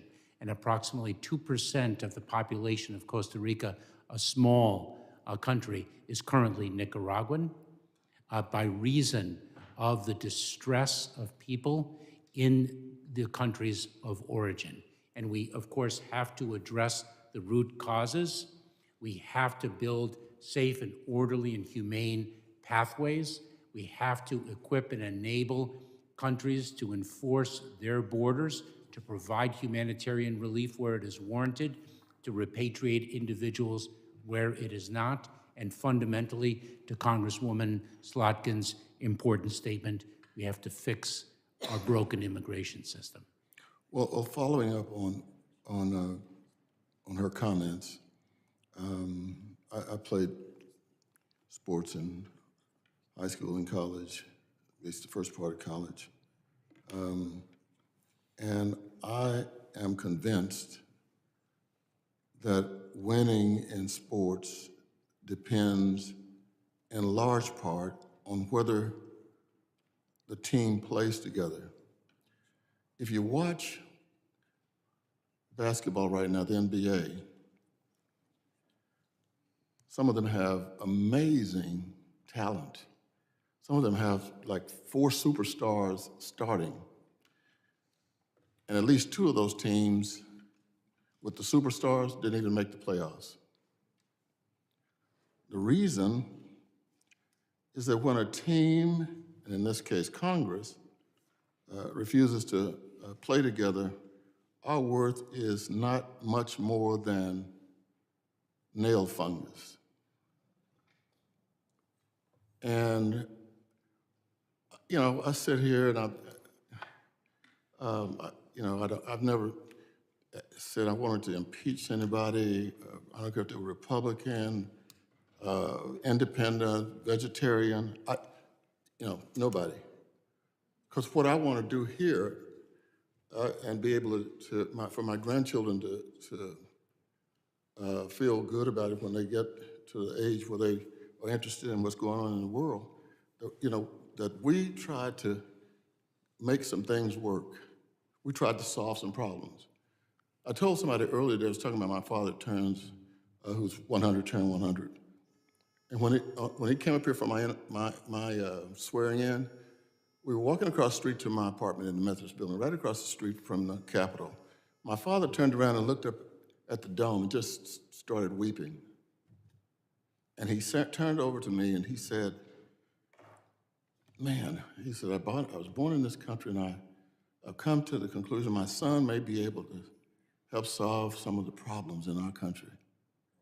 And I will never forget, as long as I maintain mental dexterity, my call is for us to work. We're never going to get this right unless we work together. It's easy to come in here, and even your predecessor, the Republican, I didn't scream at him or anything, because I realized it doesn't matter who's in that chair. If we don't work together, it ain't going to work. Gentleman's time has expired. Thank you, Mr. Chairman. Chair recognizes gentleman from South Carolina, Mr. Norman, for 5 minutes. Mr. Secretary, I have no hope that, and I'll follow decorum, Mr. Chairman. I won't say you're lying, I'll just say you're untruthful. I've called for your removal. I'll continue to call for it. What you are doing to this country through your actions are intolerable. We just heard from a Gold Star mother lunch husband died from a terrorist. We heard from Tom Homan last night and Mark Morgan, the figures that you've all heard, particularly when Title 42 goes away, anywhere from 15 to 18,000 illegals per day. That equates to roughly 539,000, give or take, per every 30 days. That's 5 football stadiums of Carolina or Clemson. They hold roughly 79,000 under your watch. You don't know who's coming in here. You don't know, they're not being vetted, the diseases that are coming across, but it doesn't matter. There's no way that, for the statements to be made that you made that the system is broken in a way that we've never seen before, because it's very simple. You build the wall. The steel that's laying on the ground that is decaying, that's paid for, you build the wall and have an orderly entry level. You are unwilling to do that. This is an invasion of this country, and under your watch, you're allowing it. This is creating an economic crisis. This is creating a drug crisis that has been noted. In my small town alone, the fentanyl deaths are at record levels of the ones we know about. It's astounding that you really even show up today and just espouse words that have no meaning. And the only thing I would say that could possibly make sense is the fact that this is something that you think is good for this country. You're an ideologue that thinks letting anybody in under any circumstance is okay. And this country will pay a price as has never before. And if as you say, the border is more secure, what is your definition of insecure? Congressman, you have so grotesquely mischaracterized my position on issues and my service to this country for more than 20 years. Your actions prove different, Mr. Secretary. Your actions prove different. I have laid out... The fact that hold on, this is my time. The fact, and you're not going to answer questions. You're avoiding them just like you always have. You're going to accomplish your goal while you can, as long as you're in office. And come January, this is going to change with you and many others. It is my hope and my prayer. Again, a short answer. What is insecure? If we're secure in our border, what's insecure? Give me a short answer. I've got a minute and 27 seconds. Congressman, 250,000 qualified people dedicate themselves to the mission of our Homeland Security, and that includes the brave and honorable members of the United States Border Patrol. I've been twice, Mr. Secretary. If you talk to the Border Patrol agents, they feel like the handcuffs are on them. They are as demoralized as any group. Unlike the Vice President, unlike the President, I've been there, as many of the members on both sides of the aisle. And it's not a laughable matter. It's something that we'll pay a price for a long time. I pity the law enforcement that has to stop an illegal, not knowing where he's from, what background it is, and like has been asked, you tell that mother whose child or a relative is murdered by the criminals coming in this country. It would be interesting how you would address them by your actions under your watch. Congressman, we will continue to execute the plan that we have devised It's long no ago. plan. It's no plan. We will continue to execute it, and we will intensify our efforts and address the challenges. And let me read your statement, Mr. Secretary.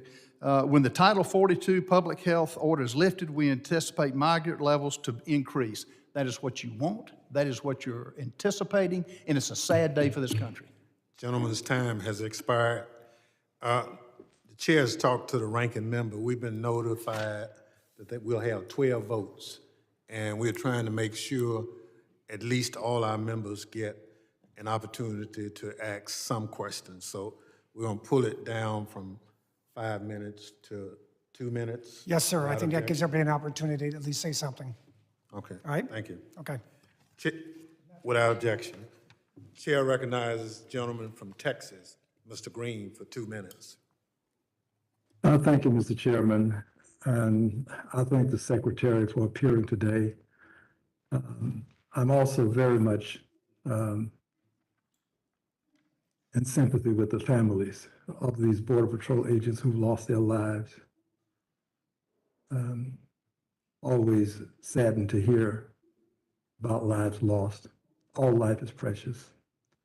Mr. Secretary, would you just take my 2 minutes, if you would, of what's left, about a minute, 40 seconds, and explain why a wall will not solve the problem at the border, please?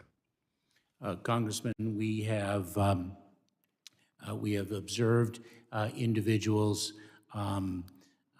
bypassing the wall, intruding beyond it, cutting it, climbing over it, and the like. The border requires a layered solution to its security. The greatest force multiplier there is technology, and that is why we, in our fiscal year 2023 budget, are requesting that Congress allow us to invest further in technology. We're also seeking to resource our Border Patrol agents. We make, for the first time since 2011, a request to increase our Border Patrol forces by 300 personnel, not to mention additional case processors and the like, so that we can get our Border Patrol agents out into the field. The fact of the matter is that the border is not the right solution. The wall is not the right solution for the border. We have to harness innovation and technology as the most economic, efficient means as a force multiplier to our extraordinary personnel. Well, I thank you for your service, and I wish I had more time to allow you to respond to some of the things that have infringed upon your character. Gentleman's time from Texas has expired. Chair recognizes the gentlelady from Iowa, Ms. Miller Meeks, for 2 minutes. Thank you, Mr. Chair. And Secretary Mayorkas, if wall didn't work, Speaker Pelosi probably disagrees with you because we had a wall up around the Capitol for, I don't know, over 6 months or so. But just this month, the Department of Health and Human Services extended the COVID-19 public health emergency for another 90 days. As you know, only 12 days earlier, the CDC, which is a component of HHS, decided to terminate its order under Title 42. I'm on multiple pieces of legislation that would require the implementation of Title 42 until the COVID-19 public health emergency is lifted.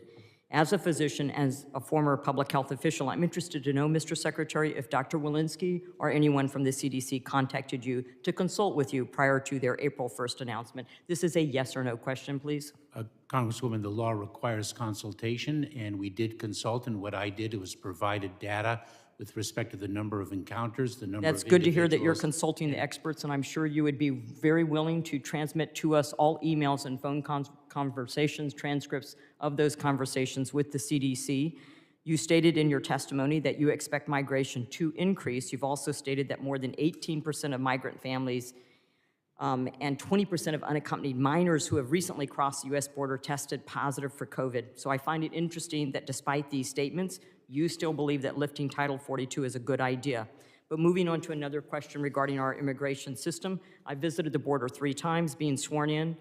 I have heard of horror stories of children being smuggled. I have heard of the rape trees. I've heard of the cartels using children as pawns and people attempting to recycle children. In fact, one of these incidences in the RGV sector years ago, a woman and child were apprehended. The woman was then caught spitting into the child's mouth to get DNA samples. Mr. Chairman, I ask for unanimous consent to enter the OIG report and an article on RGB incident into the record. Mr. Mayor, Secretary Mayorkas. Without objection, so ordered. Thank you, sir.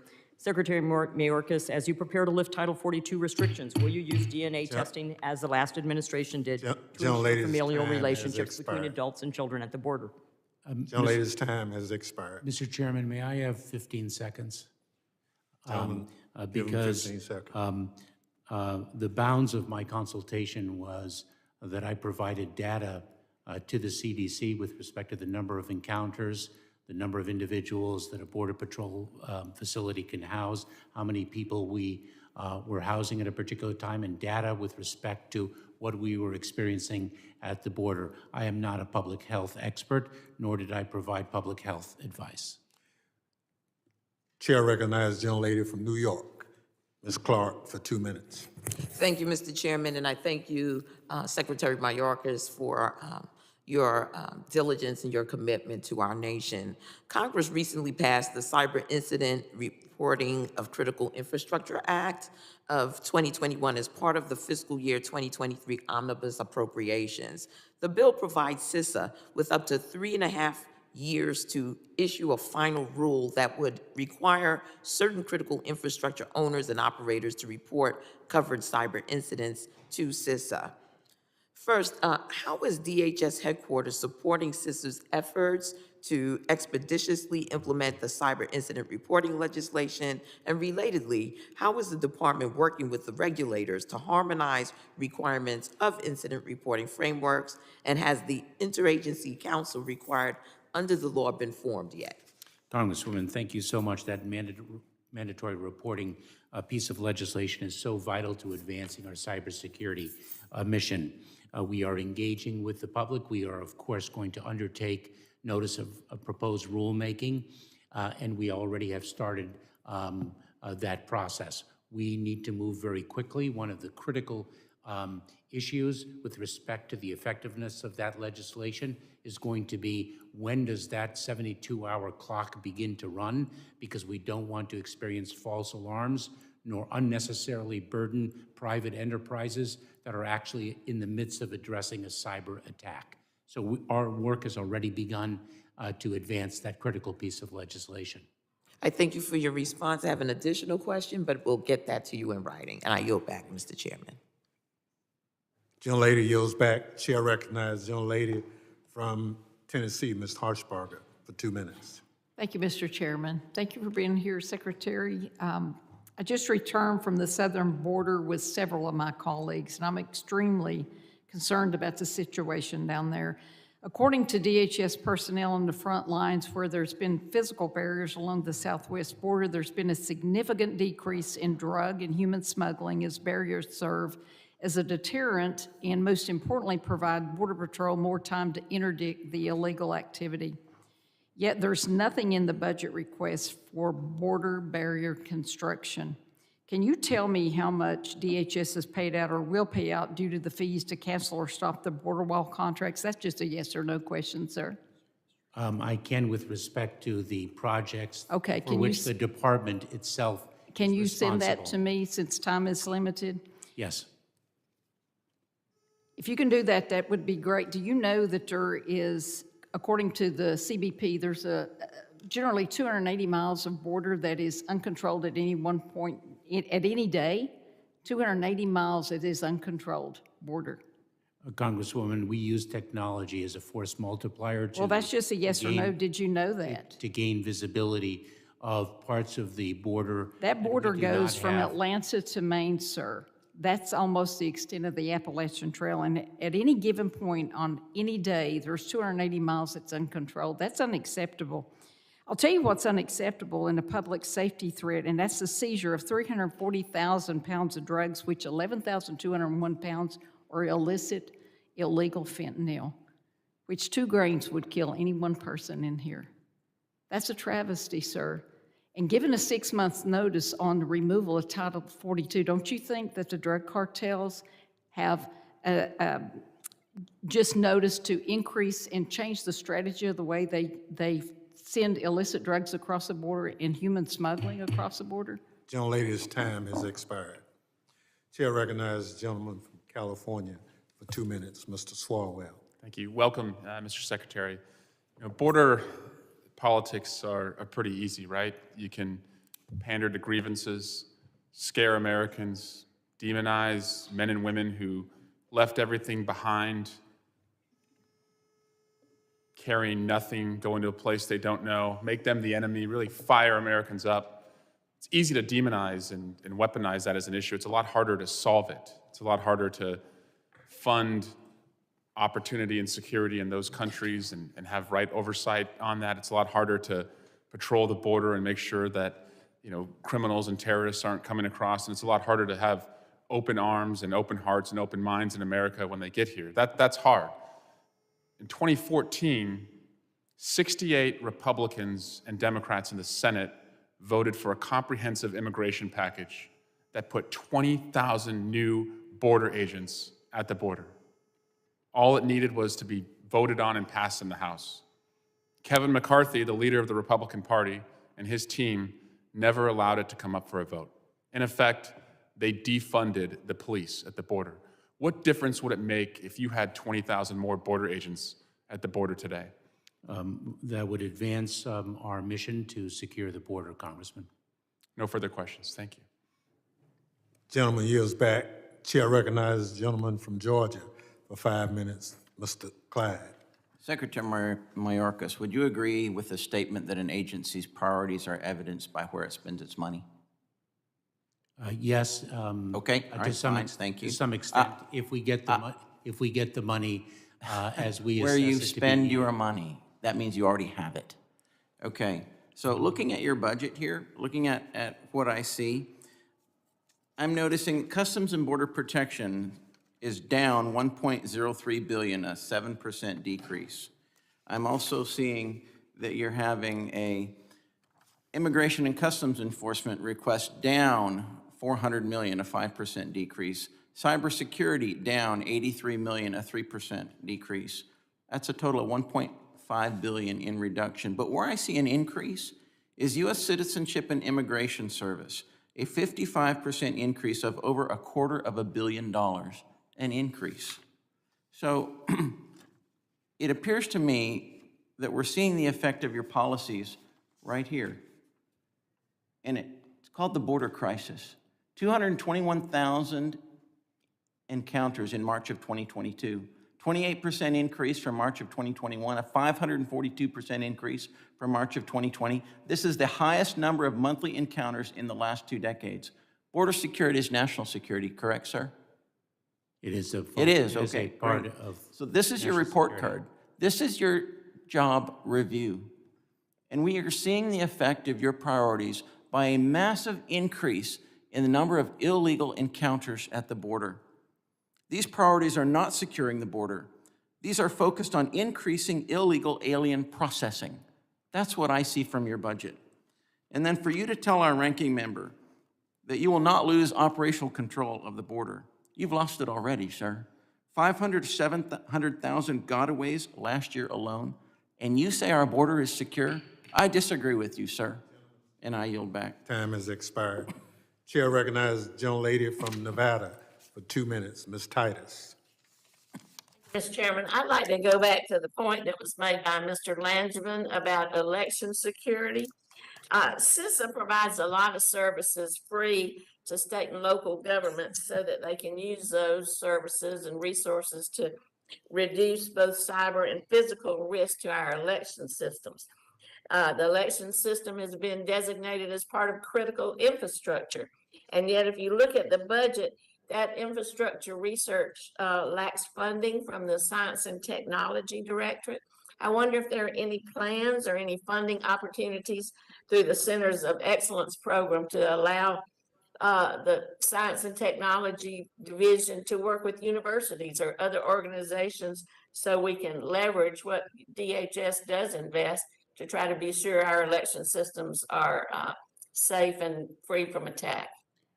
Congresswoman, we are integrating the work of science and technology in everything that we do. One of our organizational priorities that I set out for the department is to actually harness technology and innovation. And the Office of Science and Technology has a seat at the leadership table more than they ever have. And we are indeed using their extraordinary expertise in varied mission sets, including in election security. Well, I hope you'll reach out to some of our universities. I know UNLV has a major program in cyber technology, cyber protection, and I think they'd be able to contribute maybe to some of our some of your efforts here or some of those centers where they're focused on terrorism as well as on elections?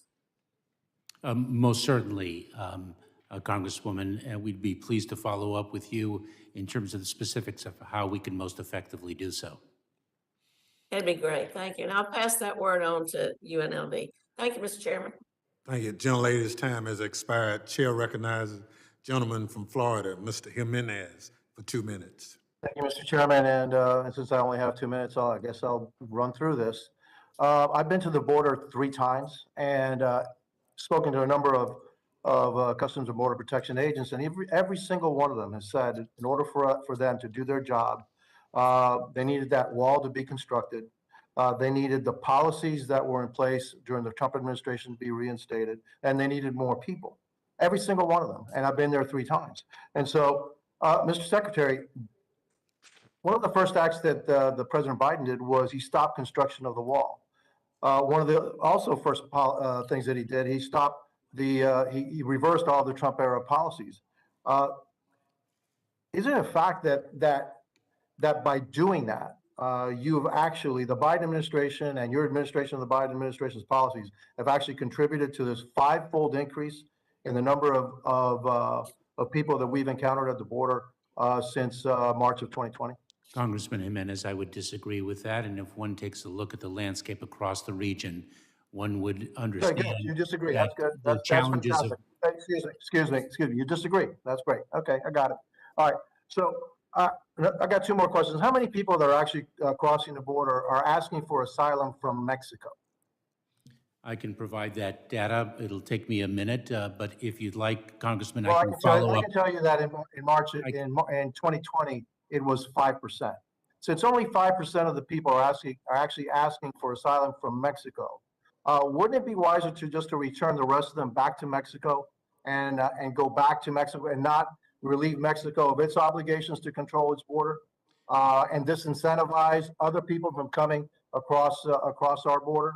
I think that would be a logical step. And then, so if that's the case, why is the administration fighting the return back to Mexico policy? Oh, Congressman, individuals who do not qualify for relief under our laws are removed from the United States. Individuals who make those claims in immigration enforcement proceedings. So individuals who do not have a basis to stay are in fact removed. Gentleman's time has expired.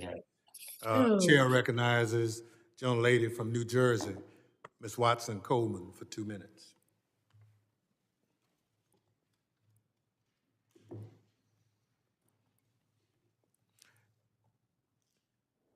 Thank you, Mr. Chairman. Thank you, Secretary Mayorkas.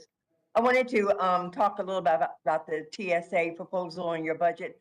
I appreciate the increase that you're asking for. I recognize that is to make these, support these positions and make them more viable in terms of how much they're paid, et cetera. I also know that you are in favor of expanding bargaining rights because they've had very limited access to determining their plight and fighting for their rights. So my question to you is exactly what are you all proposing in terms of the expanding of the collective bargaining rights? And number 2, since we wouldn't want another administration to be able to turn over the good work that you're doing, will you be willing to support Mr. Thompson's bill H903, which would codify some of these things that we find so necessary for the TSOs? Thank you very much, Congresswoman.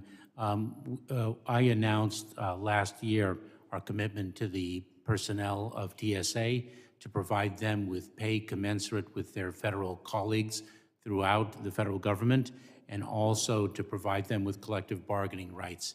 In the President's Fiscal Year 2023 budget, we are seeking appropriations to fund both of those efforts.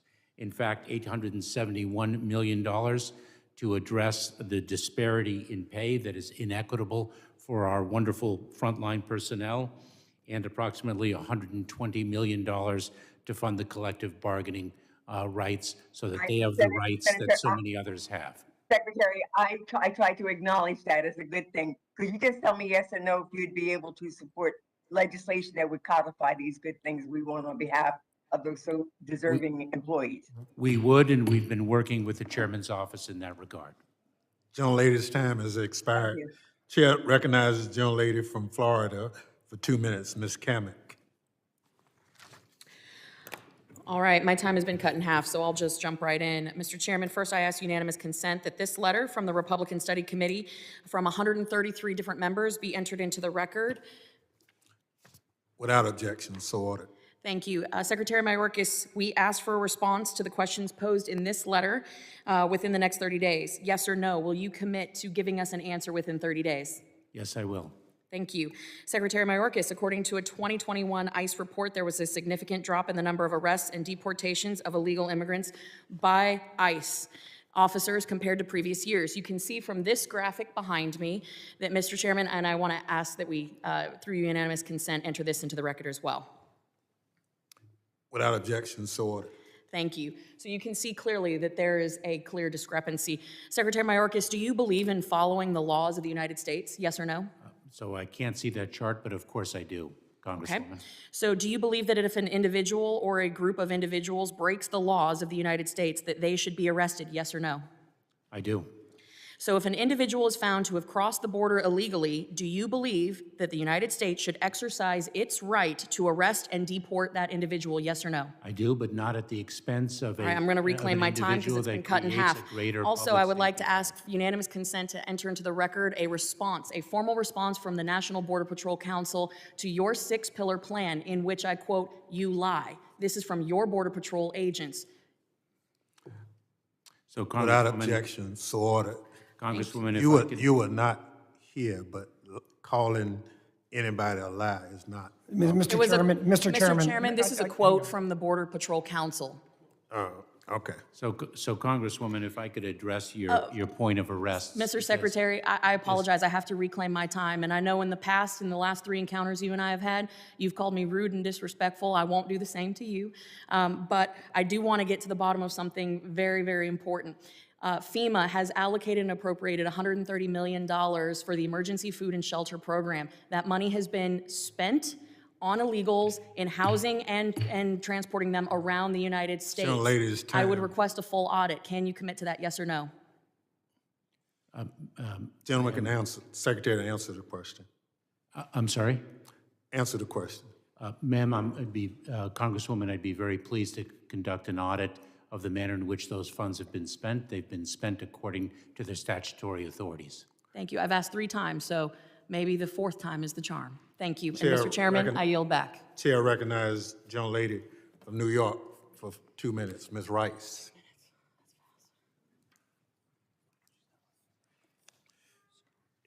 Chair recognizes gentlelady from Florida, Ms. Dimmons, for 2 minutes.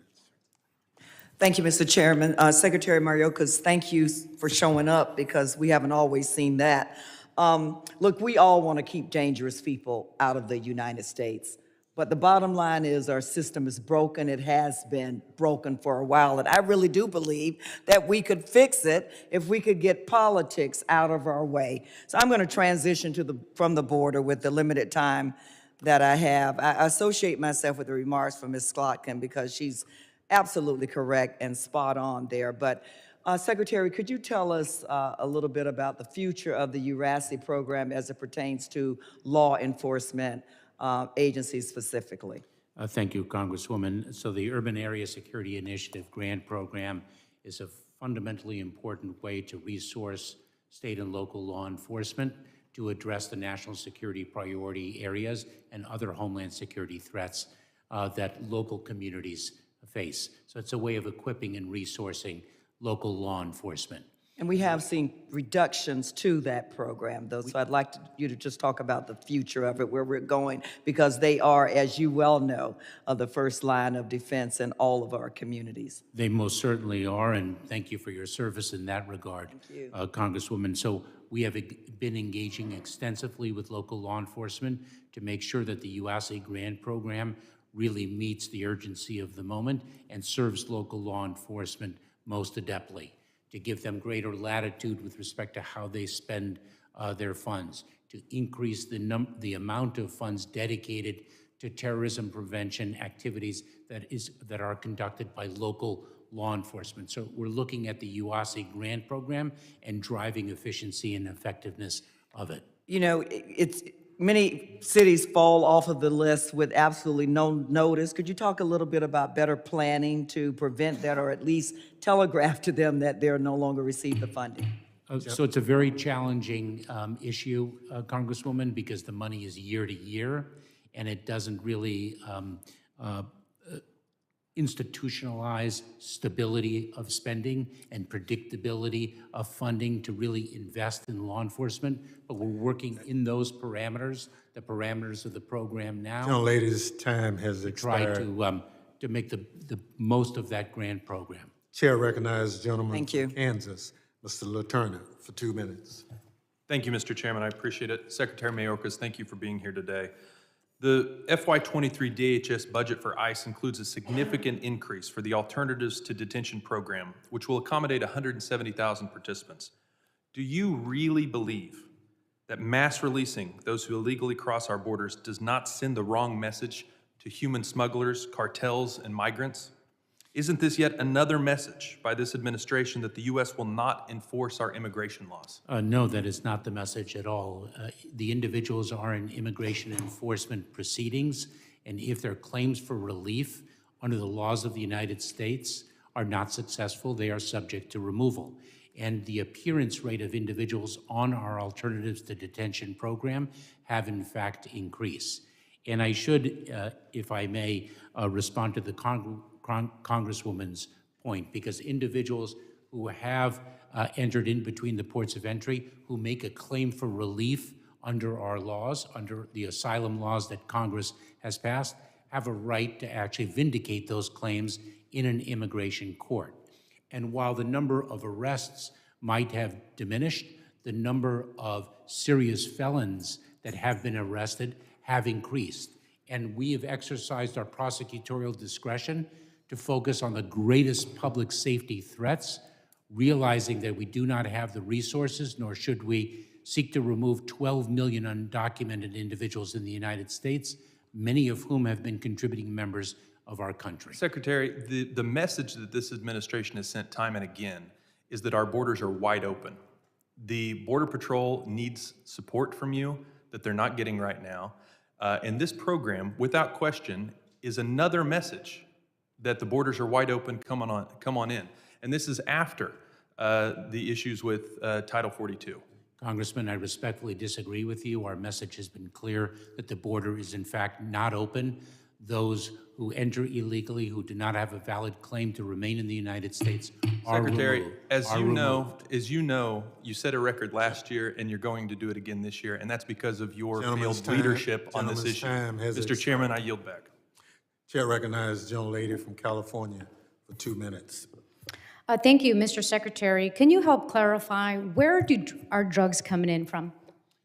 The drugs are coming in from different countries of origin. They are coming in through the southern border, or the people try to bring them in through the southern border, and the majority are sought to be transported illegally through the ports of entry. Thank you. Which is why we have used non-intrusive technology, forward operating laboratories to increase our success in interdicting illegal substances, and the data reflects our success with an increase in those interdictions. Thank you, Mr. Secretary. Fentanyl seizures increased to the numbers we are seeing now under the Trump administration. So for those of us who want to talk straight to the American people, no mention of that. But the numbers were, in fact, the highest per month under the Trump administration in October 2021. Mr. Secretary, we've heard allegations of people being liars and so on and so forth. Unfortunately, members can also say things that are inaccurate and lies as well. So let's try to clear some of them up right now. Is the border open? Is the border wide open? The border is not open. And will the border be open and wide open when Title 42 is lifted? It will not be, and we are planning, as I articulated publicly yesterday, since September of 2021, to prepare for the eventuality that Title 42 would no longer be in place under the CDC's authority. Thank you. There's been a lot of talk about what failure at the border looks like. Let me tell you what I think failure at the border looks like. Failure at the border looks like when kids were dying under the prior administration. Failure looks like when kids and women and children are being raped because of this inhumane process of policy of remain in Mexico that you all think is perfectly fine, that the other side of the aisle thinks is perfectly fine. Okay? So Mr. Chairman, my colleague said remain in Mexico, no problem with the Chairman, policy. I'm going to object because she's directing her discussion directly to the members. I think that's inappropriate. Just because I'm looking at you, you all said it. Just because I'm looking at you doesn't mean it's inappropriate. Gentlelady's time has expired. I yield back. Chair recognizes gentleman from Michigan, Mr. Meyer, for 2 minutes. Thank you, Mr. Chairman. Mr. Secretary, in February of this year, I introduced a resolution of inquiry with the support of 39 of my Republican colleagues requesting all documentation in DHS's possession regarding border policies be transmitted to Congress. I did this because in the midst of this crisis, we have not seen transparency with the American people or Congress about the situation at the border, about the policies, about how things have changed. My colleague, Ms. Kamek, referenced some of the behind closed doors meetings that, the contents of which have come out, in which we're hearing a very different message. And I think it's vital, and I'm sure you agree as well, that we get on the same page and have a sense of that transparency. Because with respect to some of the others who have offered comments, there's no doubt that we're facing an unprecedented crisis on our southwest border. The number of encounters alone is staggering. And we need DHS to help uphold our nation's laws. We need DHS to support our frontline law enforcement personnel. So, Mr. Chairman, I would like to submit the resolution in question for the record, and I do hope my majority colleagues will allow us to mark up this vital tool and give the American citizens a complete understanding of just how this administration has handled the crisis at the border. But, Mr. Are you submitting something for consideration? Yes, Mr. Chairman. Without objection, so ordered. But Secretary Mayorkas, on March 31, 2022, DHS announced with the Department of Labor, the administration plans to make an additional 35,000 H-2B temporary non-agricultural worker visas available for the second half of fiscal year 2022. We are almost in May, already in the busy season when many of the American employers and businesses rely on these temporary workers. And I know this is something we have discussed several times. I believe I've asked you about every single time you've come before this committee hearing. So why is this process taking so long? When can the businesses that depend on this program expect for these visas to finally be available? So, Congressman, appreciate your support of the H-2B visa program. We are aiming to promulgate the regulation that will allow those supplemental visas to be issued within the next 2 weeks. Thank you, Mr. Secretary. I yield back. Chair recognizes the gentleman from New Jersey for 2 minutes, Mr. Gottheimer. Thank you, Mr. Chairman. Mr. Secretary, thank you for being with us today. I recently introduced the Bipartisan Bicameral Invest to Protect Act to invest in local law enforcement departments and ensure that police officers in smaller communities across the country have the resources and training they need to keep themselves and our communities safe. I'm aware that many ICE Homeland Security Investigations task forces operate in and collaborate with and rely on local police departments to support their investigations. How important is it that we continue to focus on investing in law enforcement at the local level, like what my new legislation will do? And do you believe that they have everything they need right now to protect our communities, especially as local law enforcement officers work with your department to protect our homeland from terrorists? So, Congressman, it's vitally important that local law enforcement be fully resourced and equipped to protect their respective communities. We've been employing the task force model very successfully. Homeland Security Investigations is one of the agencies that has been doing so. The United States Secret Service works very closely with local law enforcement as well, and those resources are extraordinarily effective, and those tools that we employ are extraordinarily effective in keeping the communities safe. Thank you, Mr. Chairman, Mr. Secretary. And one other question. The Port of New Jersey and New York is an important New Jersey and the entire eastern seaboard. I'm hearing from many of my businesses who operate not just in the port off of New York and New Jersey, but also on the by Houston and some of the other ports, and there's delays caused by U.S. Customs and Border Protection's inspection process. There's not enough agents, especially to handle some of the larger ships that come in. Do you know anything about this, and is that something you can look into to make sure that we have more flow of commerce, which obviously affects the supply chain and costs, and to address any unnecessary delays that are going on right now?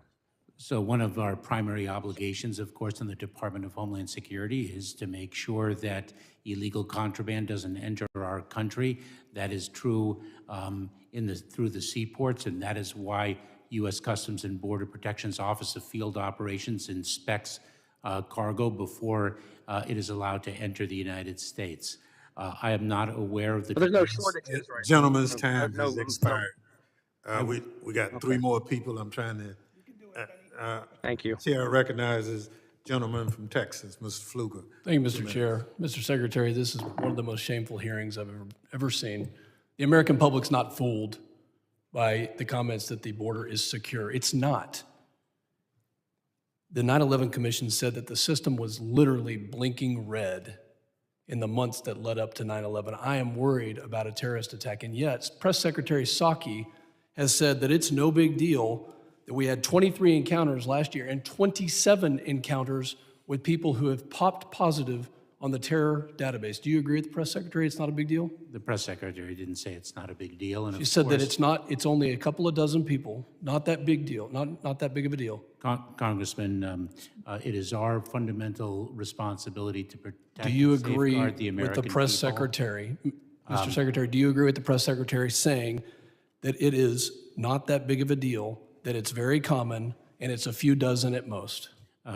Congressman, we take our obligation to secure the homeland quite seriously, and it is our job to interdict individuals whether they appear on the TSDB or not. From The terrorist 2017 to screening 2020, the database. average number of encounters was about 550,000 people. Yet this year, we already have 300,000 known gotaways.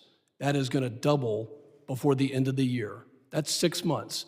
You have literally, with the number of gotaways, matched 2017 to 2021. Mr. Secretary, is the department planning on using Goodfellow Air Force Base to house 500 or more illegal immigrants, illegal aliens? Congressman, I'll have to get back to you. You're the on Secretary that of DHS. question. This is your responsibility. You have just told us that you're in control, that you have operational control of the border. Are you planning to use Goodfellow Air Force Base to house illegal immigrants? Congressman, I will ask my colleagues with respect to the status of those particular plans and respond to your questions. The administration has subsequent to this literally abdicated their responsibility to keep Texas and the United States safe. I am begging you to secure the border now. Gentleman's time has expired. Chair recognizes the gentleman from New York, Mr. Torres, for 2 minutes. Mr. Secretary, the New York State healthcare system was hit the earliest and hardest by COVID-19, which left a death toll of more than 67,000 New Yorkers and a cost of untold billions. COVID-19 has put unprecedented strain on the healthcare system, and the delay in FEMA's COVID-19 reimbursement has only served to compound the crisis. FEMA owes New York State healthcare providers billions of dollars in reimbursements. Montefiore, which is the largest healthcare provider in the Bronx, is waiting for $31 million to be obligated by FEMA. On February 17, 2022, the entire congressional delegation of New York, both Democrats and Republicans, sent a bipartisan letter calling for a rapid distribution of FEMA public assistance program funds. The letter, which was signed by Majority Leader Chuck Schumer, was sent in mid-February. In the 2 months since then, there has been no response from FEMA. Mr. Secretary, can you see to it that that FEMA responds to our request as soon as possible? I most certainly will, Congressman.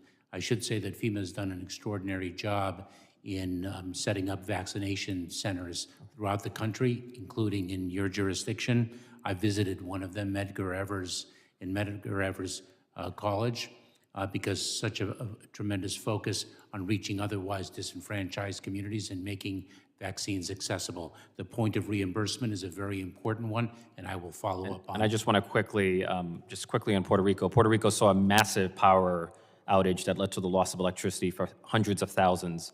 And if the kind of repeat power failures in Puerto Rico were happening anywhere else in the United States, it would never be tolerated.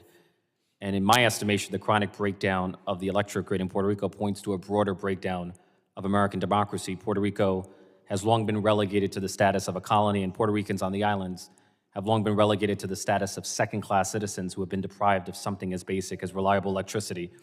My question to you is, what role can DHS play in expediting the rebuilding of Puerto Rico's electric grid, which has become a national emergency? So, Mr. Pierre Luisi of Puerto Rico and I have discussed one issue specifically, Congressman, and that is Puerto Rico's need for additional labor. And so we're taking a look at the H-2B program and how that infusion of labor resources could actually assist Puerto Rico in rebuilding. We're also looking and exploring at other avenues to address the labor issue specifically. Gentleman's time has expired. Chair recognizes the gentleman from New York, Mr. Gavarino. Thank you, 2 Mr. Chairman. minutes. Mr. Secretary, thank you very much for being here today. I wish I had more than 2 minutes, because first I had a lot of cyber questions that I wanted to ask, but how, with everything going on right now, internationally, all the cyber attacks that we're facing, how are we requesting, how is the administration requesting less money for this budget than what was received by CISA last year? I think it's $100 million less.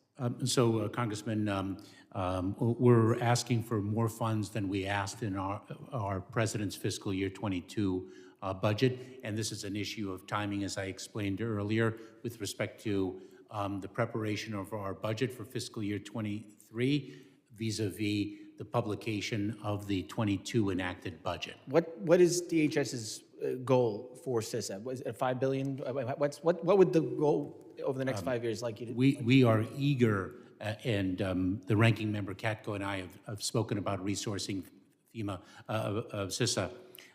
We are eager to resource CISA as quickly as we can absorb the funds that we received and use them efficiently. Okay, I just have to second what my colleague, Mr. Katko, said.